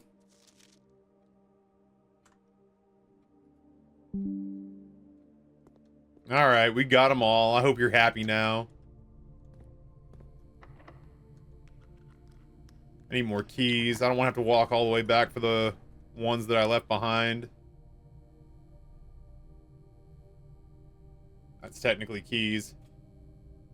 Or, technically a key. ¿Dónde está la llave? La llave está aquí.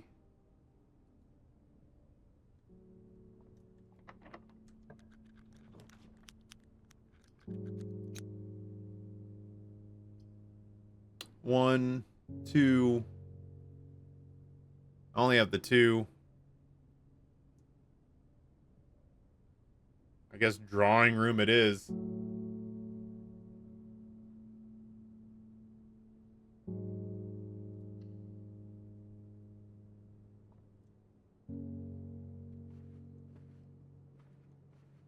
Oh, but Taffy, you're out of gems. Oh, am I?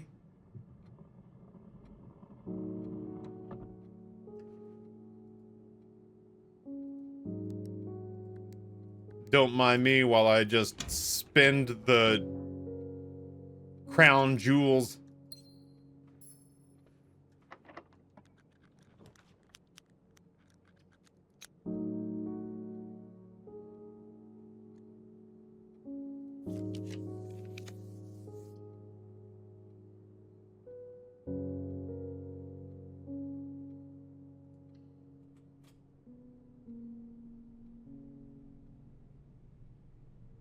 I've gained the shovel.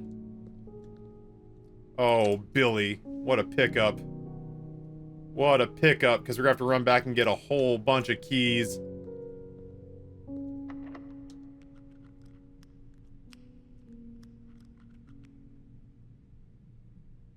You know what? Fuck it. Give me the empty closet.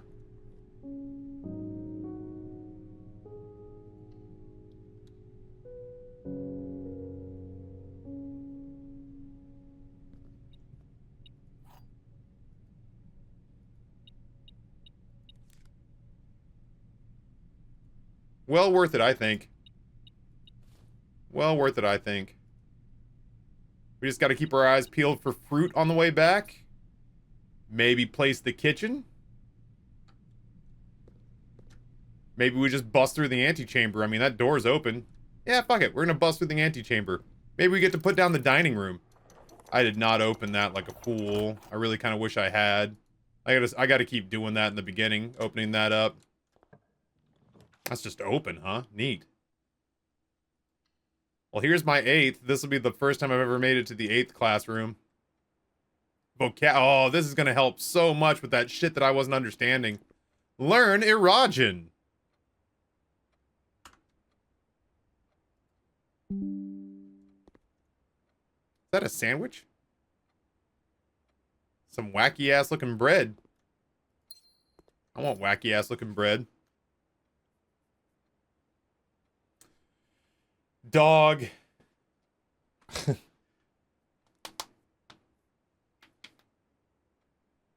I don't know if I have any instant noodles downstairs that are like in a cup, but I may need a snack. I may need a little something to eat if I'm actually gonna sit here and learn fucking Dothraki. Ugh. God This damn is the it. story of the newest denizen of the cave. I wish I had like a literal cup of noodle for what's about to happen here. Flame Goat, tier 1, 100 months, dude. That's fucking most of them.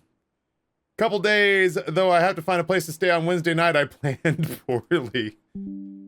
I have no idea if I've got room in my bed for you, but if I do, Goat, you can crash with me. But I say that no, acknowledging that I don't know if I already have a dead pine in my bed.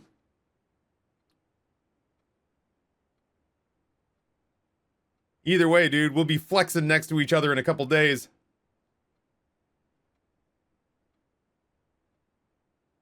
I'll definitely stay if DP is there. Hell yeah, man. We can Eiffel Tower that guy. I call dibs on the side with the grippable hair.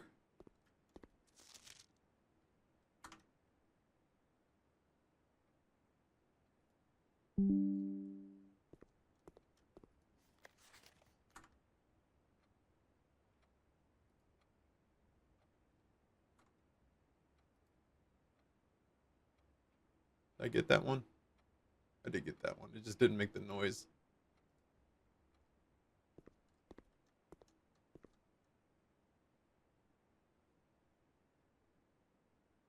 Earlier, Rajan did not use any verbs, so today the rare usage of verbs are comprised almost entirely of loan words and are mainly used to describe physical actions. Both sides have grippable hair if you grip hard enough.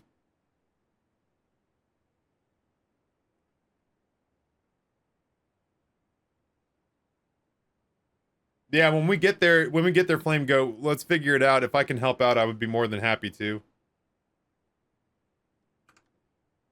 That's not it. There we go.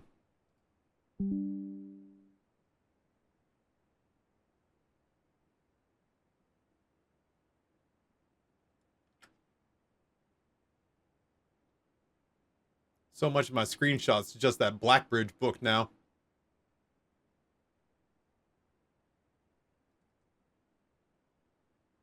G-R-E-N-A.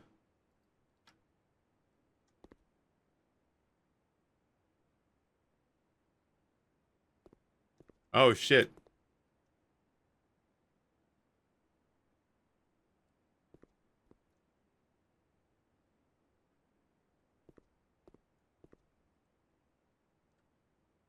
Jesus. Drosky isn't coming, so I think we have room. All right. Yeah, I was going to say, if we can help out Flame Goat, obviously I'd love to. Oh, fuck me, dude.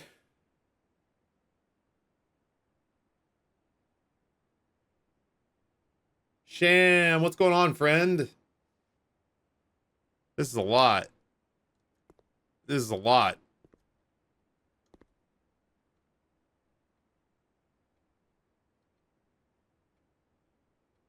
Another Monday, how are you? Living. Just living. One foot in front of the other.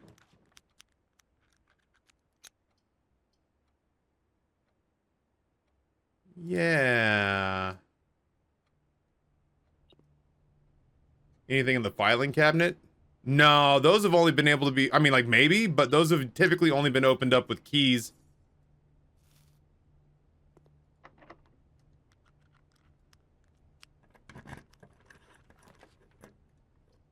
West Wing Hall, baby. Did you look at the worksheets? Yeah. I'm not learning a foreign language right now. If I'm gonna do that, I'm gonna need noodles. Shit. I'll have to go back and get these keys. Flame goat!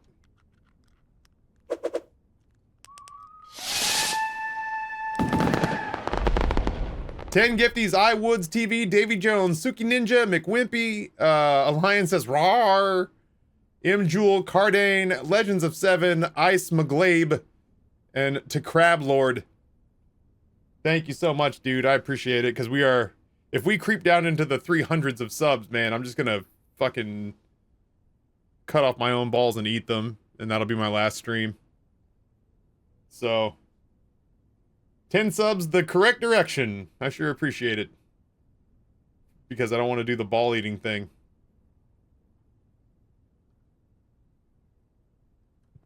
They are like pitted plums. Well, the good news is I have keys. The bad news is I left them all the shit back here. Which is a long way, but I guess we really don't have any other option. I have to walk back.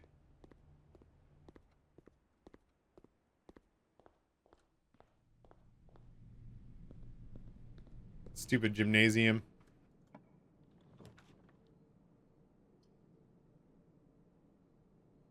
I mean, that would kill the gymnasium.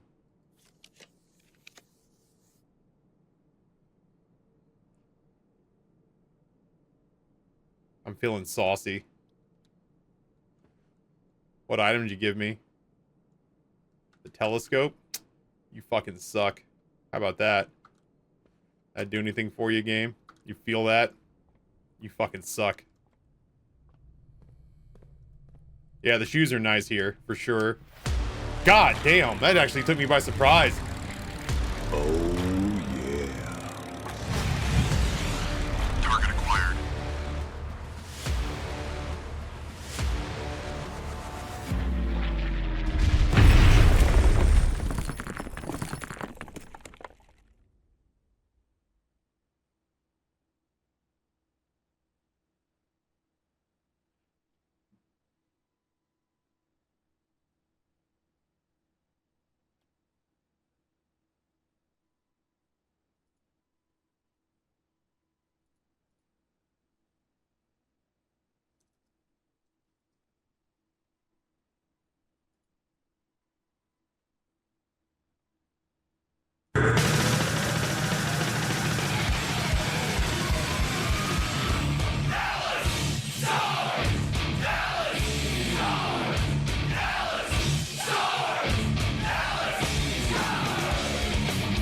This is the only hype song I can think of that is like hype enough for $1,000.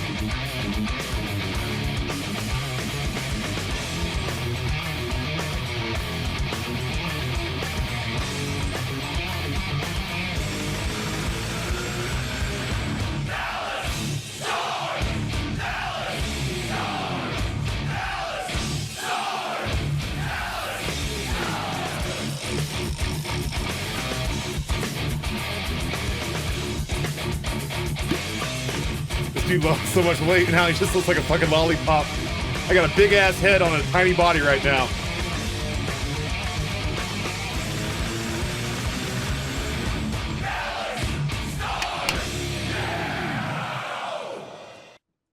Little Pantera.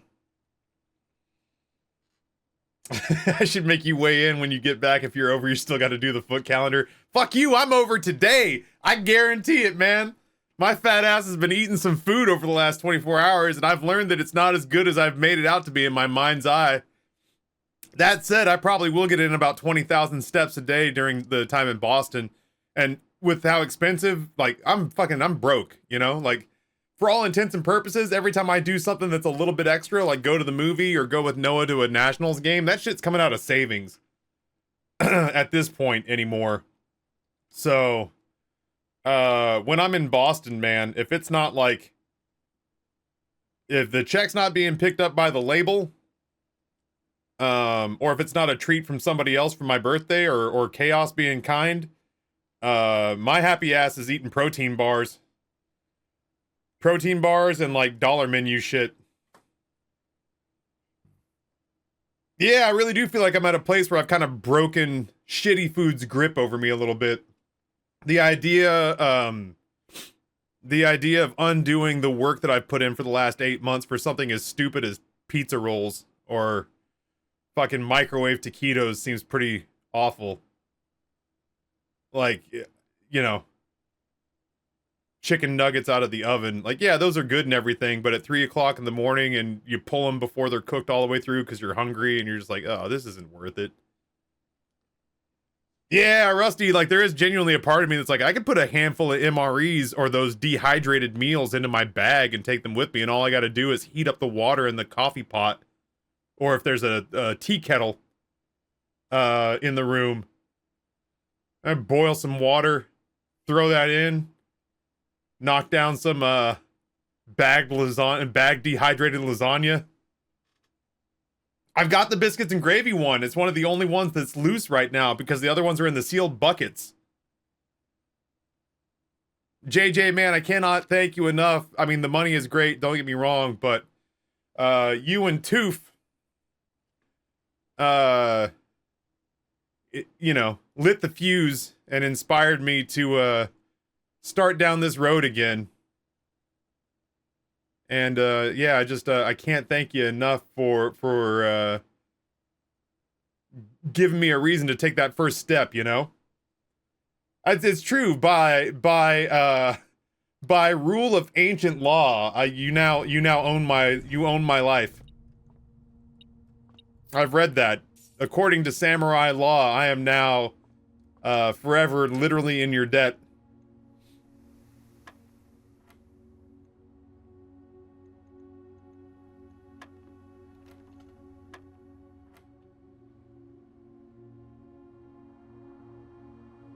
I'm gonna send you some geo coordinates. Look to the sky when the package comes, drive to it, and send the set of coordinates. Do not open the package. That reminds me of my ex-girlfriend who gave me a box full of sex stuff from her last relationship and said, if you love me, you will take this to a dumpster far away from my house and you will not open it.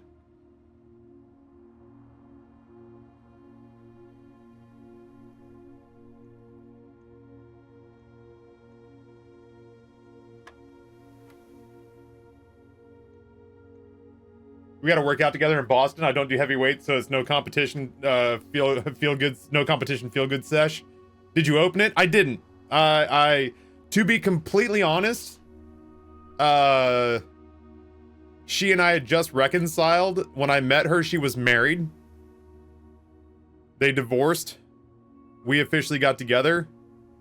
She hooked up with her husband one more time in a fit of nostalgia. And I took that pretty hard, even though she told me and apologized about it. And then, in sort of a juvenile acting out, I hooked up with a coworker. And I felt terrible about it. And so I went and told her about it. And we had, you know, our second big cry session over stuff like that.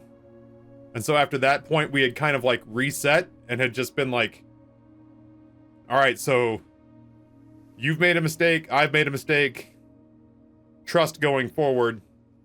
And so because we were on those like really tenuous reset terms, I didn't want to fuck that up. Because I really did like her. I loved her. I loved that girl. She and I, for a brief period of time, were shopping for wedding rings after about a year of dating. I'm glad we didn't. We were wrong for each other, but we were right in the moment. Hey, thanks, Rusty. I appreciate it. So yeah, no, I did not open it out of respect.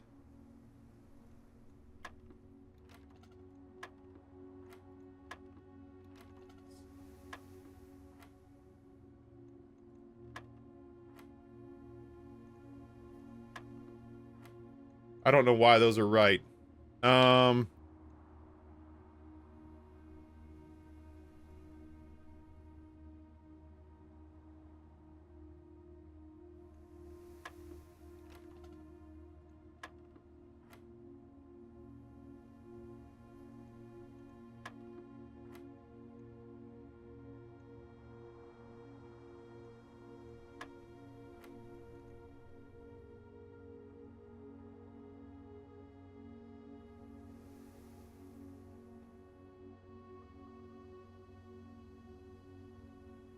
I'm still dating around trying to find someone who doesn't annoy me. Turns out it's easy to annoy me.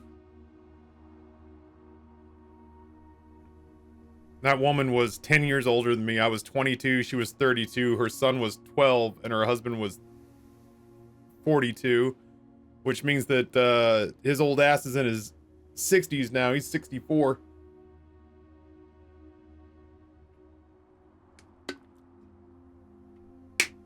We were all separated by 10 years.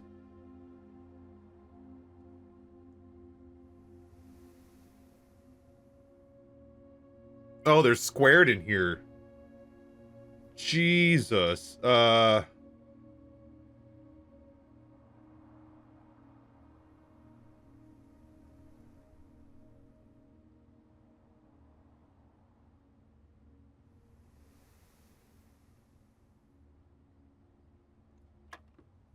Fuck.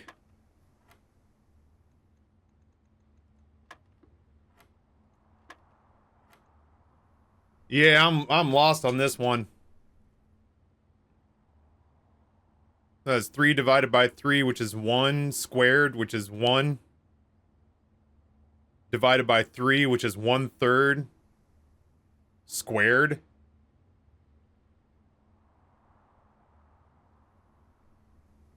Which is what, 1/6?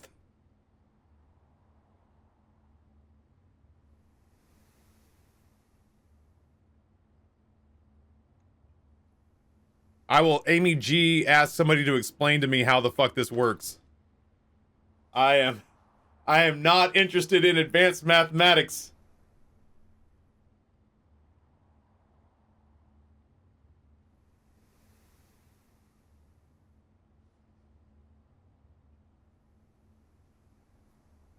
Three 1/3 is 3, squared is 9, minus 5 is 4. Oh, that's true, because this would be 15 divided by 5, or 15 divided by 3 equals 5.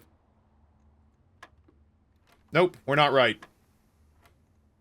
Blue is addition, but for whatever reason, I've just been saying like, oh, that looks like 1/3 of the space, so I'm gonna just say that's 15 divided by 3 is 5. And then this one was 20 plus 1 divided by 3 is 7. Maybe this one is 3 plus 3 plus 3 equals 9. Squared is 81.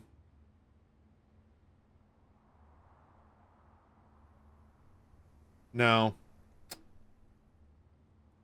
Maybe it's squared after each one, so maybe it's...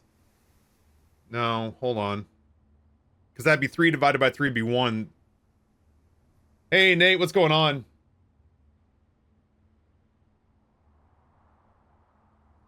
Yeah, read it as 1 instead of 3, so it's 1 squared is 1, plus 1 squared is 2, plus 1 squared is 3, 3 squared is 9. No, I still get 9 minus 5 is 4. And that's not right. Fuck. Yeah, Nate, I hate these. I'm officially tapped out on these.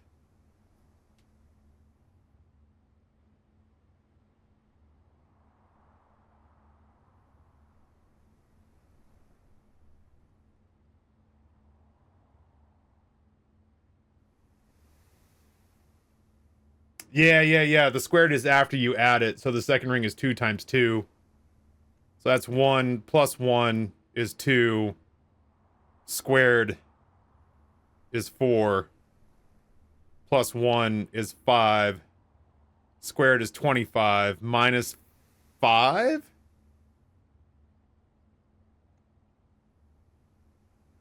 Equals 20? Jesus. I hate that. I don't like that even a little bit. Yeesh. Yo, that's my last classroom. I don't care if it does brick the run. Show me the annex. This is terrifying.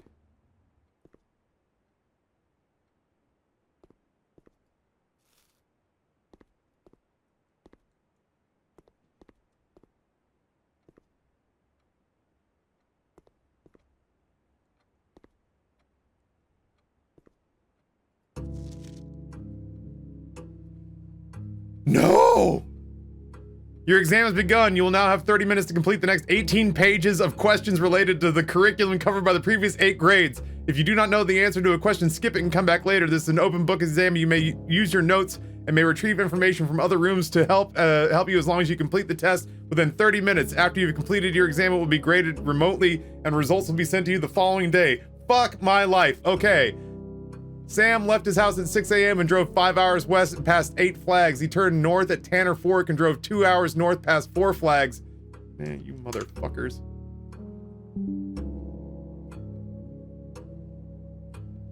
Of the same color before arriving at Trinsdale at noon. What color were the flags? Oh, Jesus Christ, dude.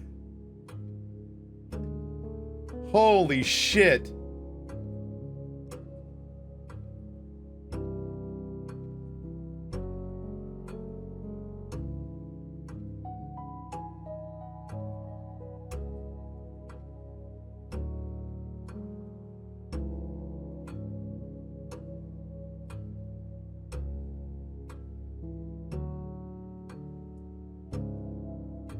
I got notes, you motherfucker.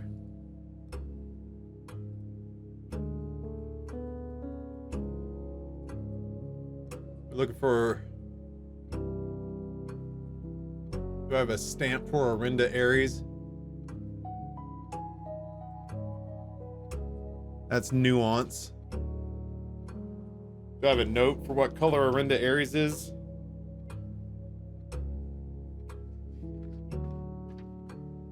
Arch Aries is yellow, orange, and purple. Orinda is black. Do I know that? Or are you just telling me? We talked about it earlier today. How do we know that? Oh, we know that because of the... We know that because I've already done the Galdern seal. Ugh, but I did it so long ago and I brute forced it, so I didn't understand exactly what I was talking about. Hold on. Yeah. I've done that seal. I just didn't take the time to stop and realize what these actually meant. All right, so that's black.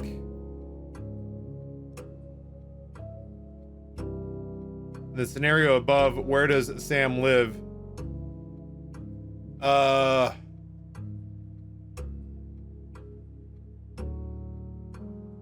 He does not live in any of my bizarre runs.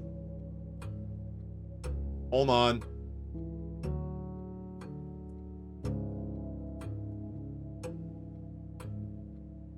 God damn it, where are my notes?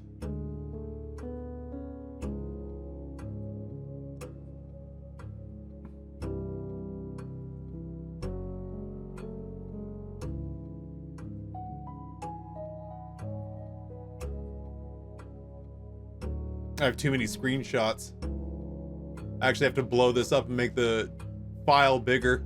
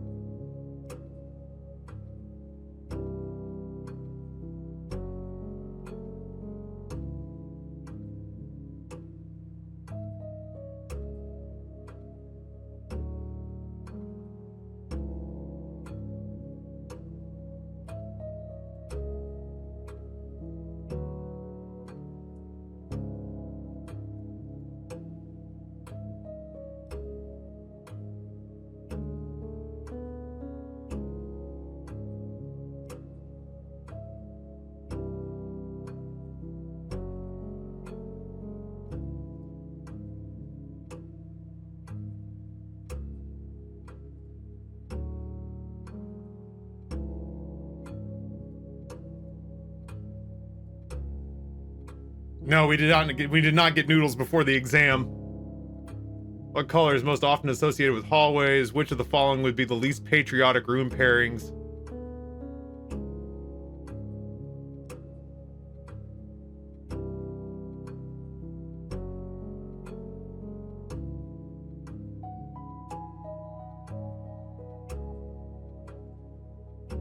What color is a fruit that gives you 3 steps when consumed? Oh, you bitch-made motherfuckers.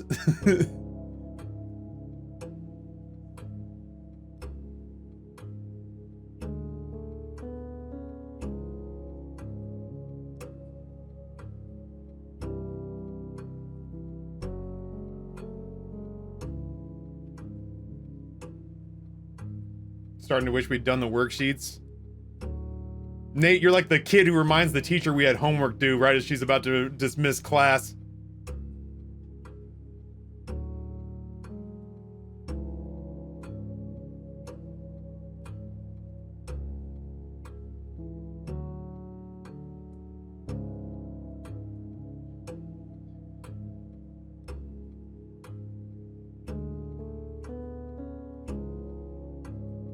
Ugh.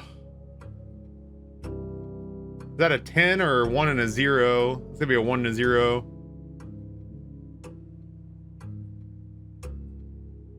Maybe it is a 10.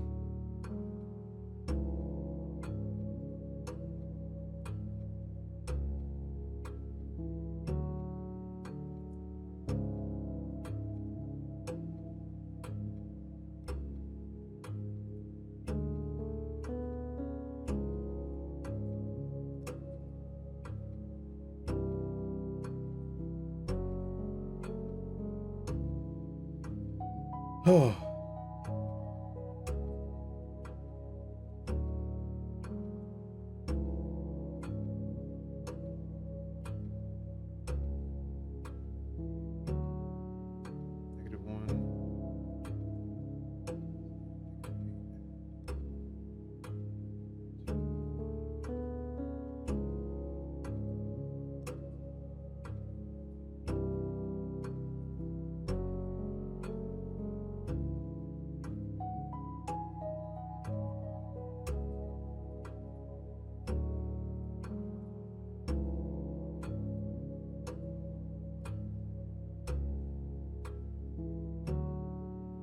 -1. Where's your Balatro calculator? It's over here, but I got a calculator open over OBS. Oh, please tell me I took a photograph of the fucking periodic table. I didn't take a photograph of the full periodic table because I was convinced I was finished with that part. You fucking moron, Ryan. God, I hate you. Oh, you're just the worst. That's what you have? That's what you have? No, you close it out, you dickhead.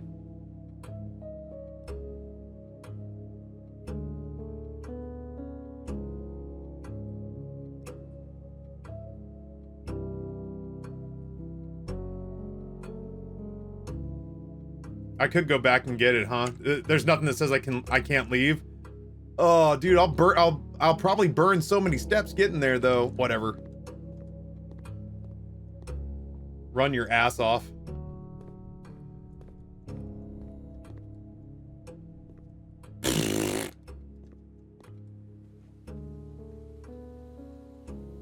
Huge sleeping mask, huge. Oh, big steps. And a key. Fucking everything's turning up Millhouse right now.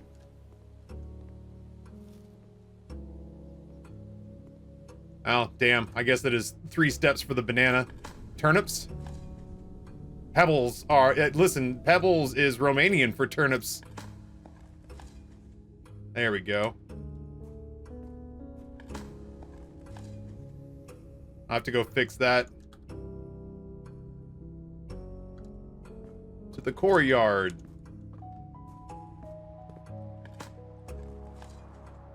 It said you can leave. I was panicking. You cut me some slack.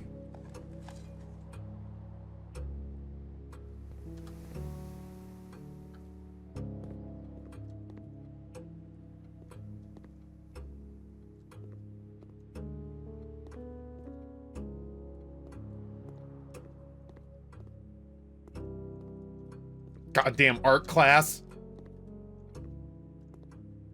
These idiot children.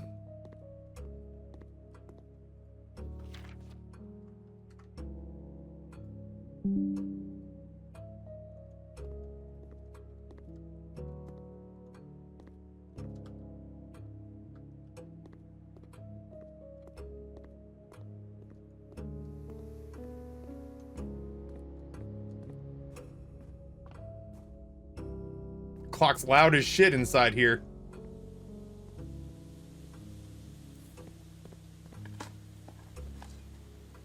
Oh, was there a banana? What are you gonna do, man?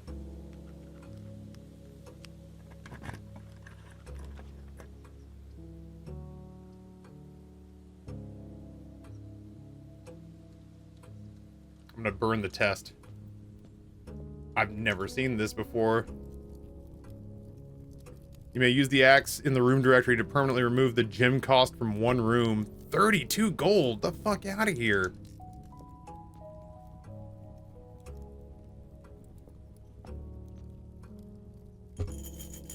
Yeah, I get it. I'm broke. Jesus. What are you, my accountant?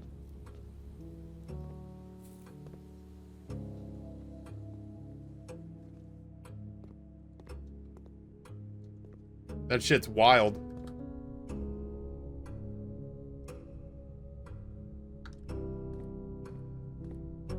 Yeah, I've never seen the axe before today. Oh, good shit, shoes.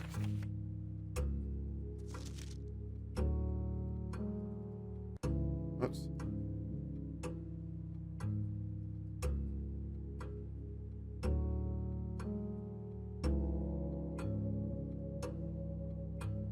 Neon.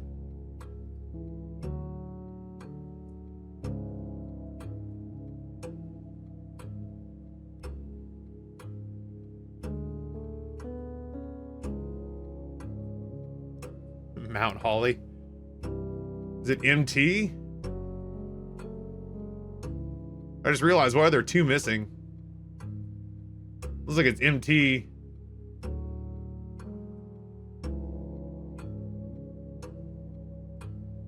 There's definitely a Y.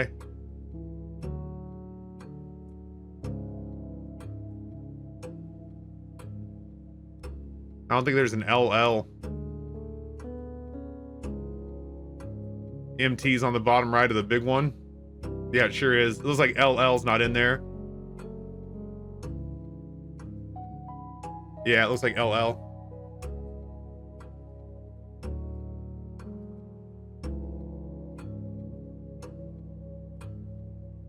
AG is argon, isn't it? Are these the actual symbols?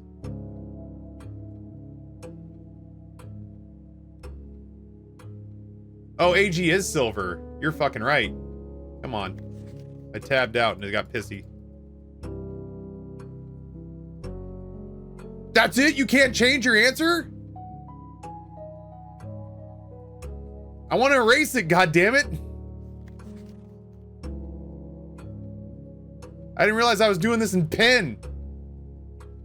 That's dumb.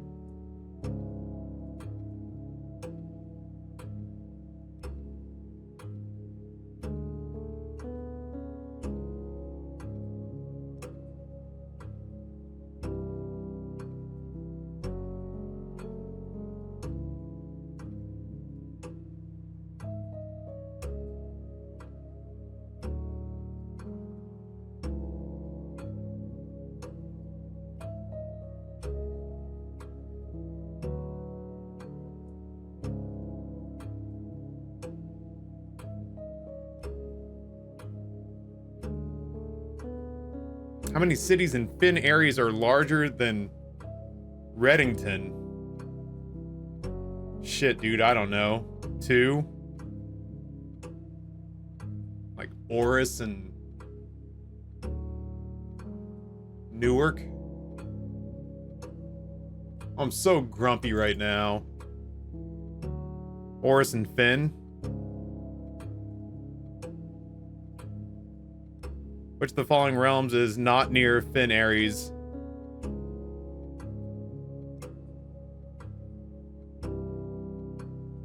Corerica. Which core signal denotes Arch Aries?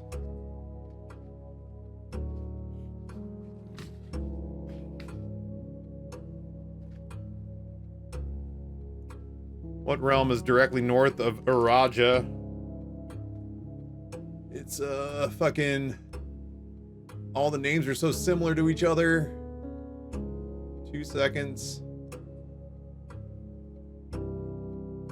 Orinda Aries. What?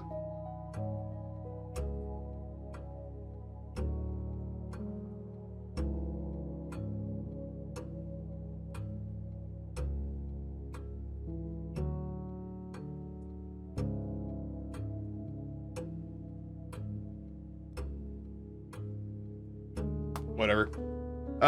Where are you right now as you take this exam? Oh, Jesus. Mount Holly, Reddington, Finn Aries, Featherfall Keep. Which 2 pieces of art would best be paired to depict the letter B?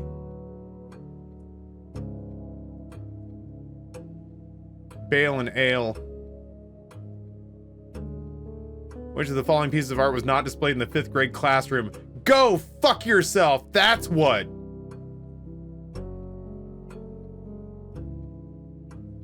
How far back was that? Oh, I had to run through the stupid... Oh, you motherfuckers.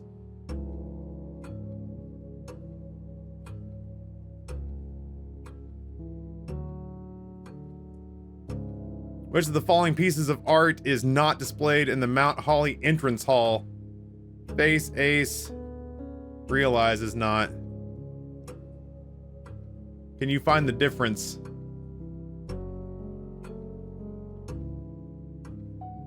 What in the cryptic bullshit is this?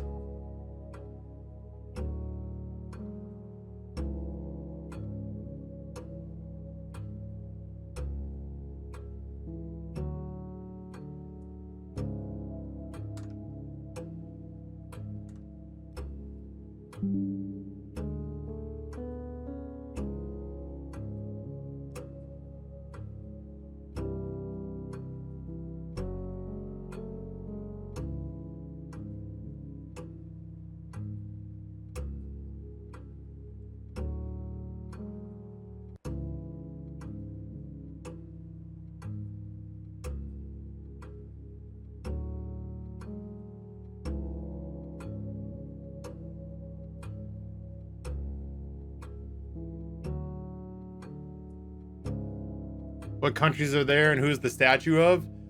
Statues of Angel Bitch. You know, Samantha.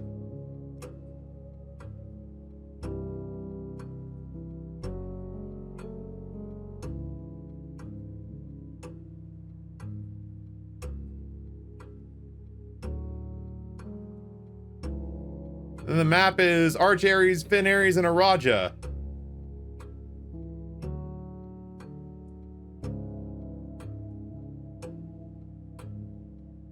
Yeah, dearest Samantha Angel Bitch, hear our prayers from us, the lowliest of sinners, and take mercy upon us with your brain and stick and your shield. Fuck it, I have no idea. Who was crowned the first ruler of Finn Aries? Oh shit, is it Learson?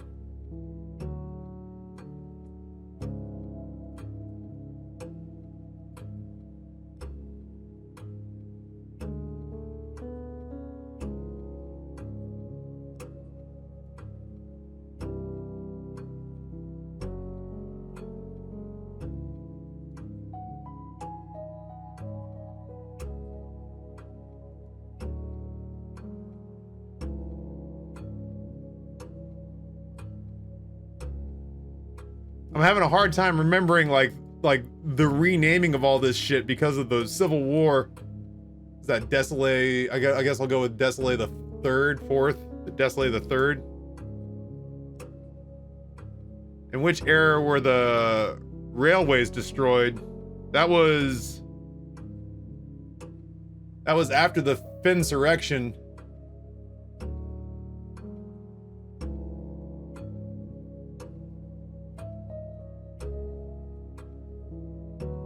that was after the 4th era. Let's say the 6th.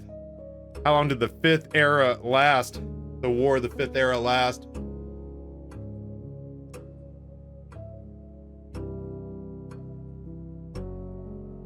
Yeah, Learson and Desolate the Third battled it out.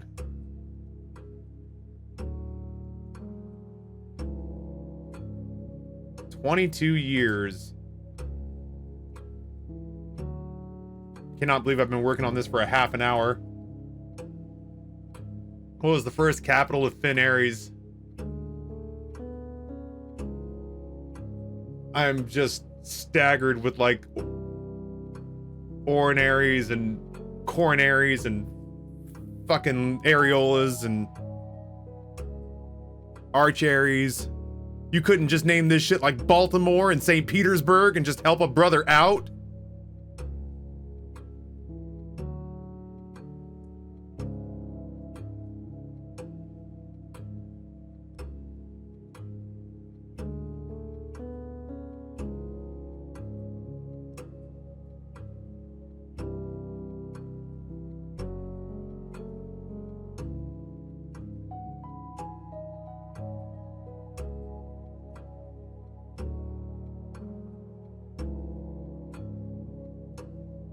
I'm gonna say the grand city of Finn. Which realm gifted Finn Ares a dirigible to headway their victory? That'd be Corerica. The deciding battle of the war of the 5th era was fought near what famous landmark? Oh, fuck if I know, dude.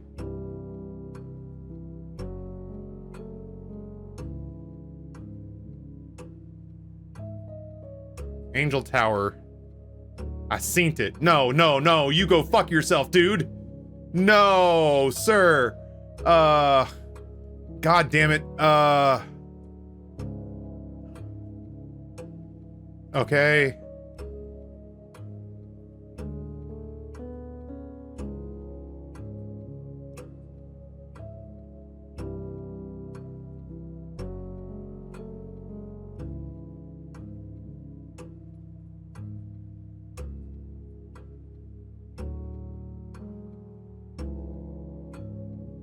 Oh God, you're right. Diamond flips the numbers.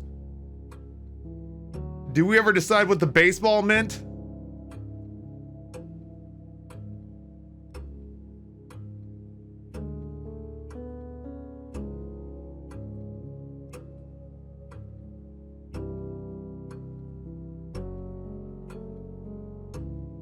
Come back to it? Yeah, I don't know what any of this shit does. Oh no. You motherfucker! Hold on. House. Phew!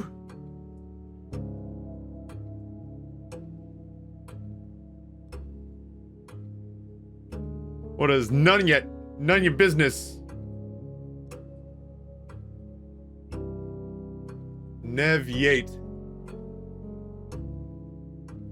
means new gate.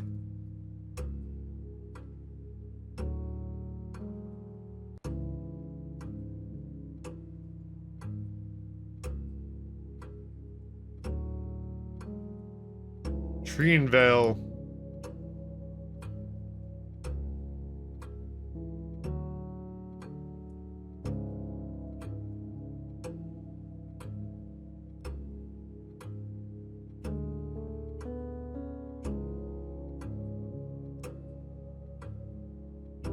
Ah, shit. Hold on.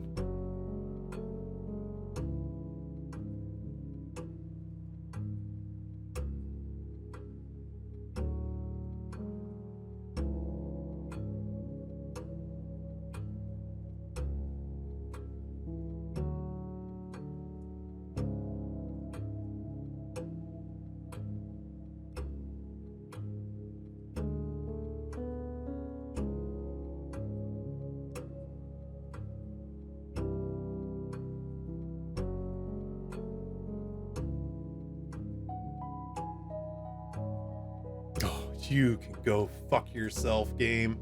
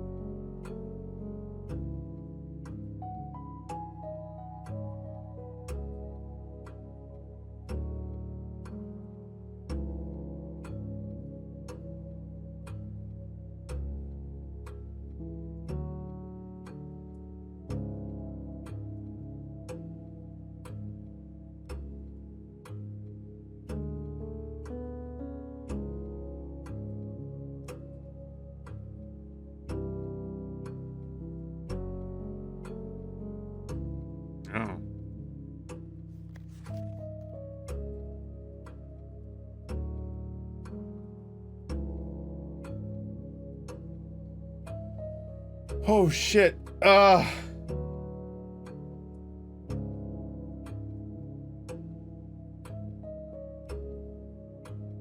Chat, pick a letter, A, B, C, or D.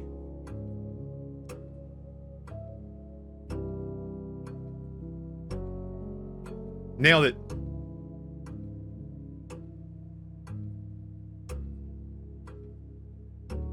Chat, pick a number A, B, C, or D.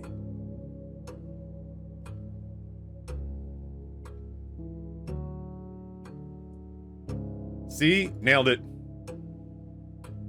All right, man. Feeling pretty good. Pretty good. Oh, right. A and C. Nice.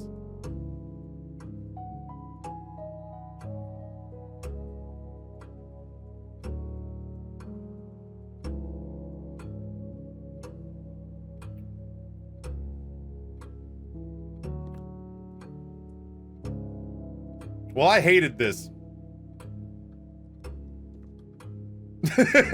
Let us not mince words, friends. I hated this.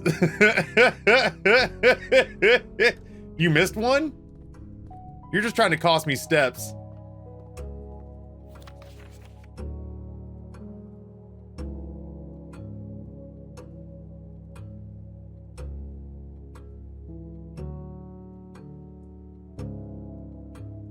Oh, I did. Look at that. Yeah, it strikes me as being a very 3 sort of answer.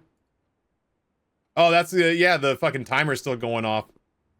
Screenshot the question? No, we have to legitimately learn this or else it won't stick. And then how are we gonna get a job in a Raja?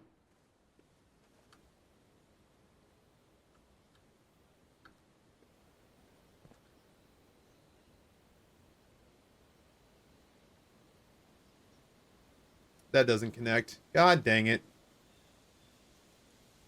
How do we know if we pass? Oh, we get our sad bastard results tomorrow, I think.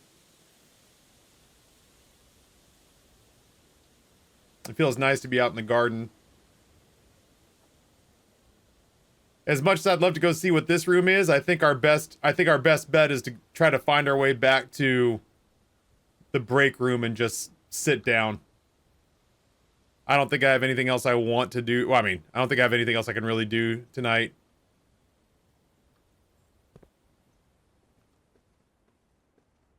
Before I run out of steps. God dang it, that sucked.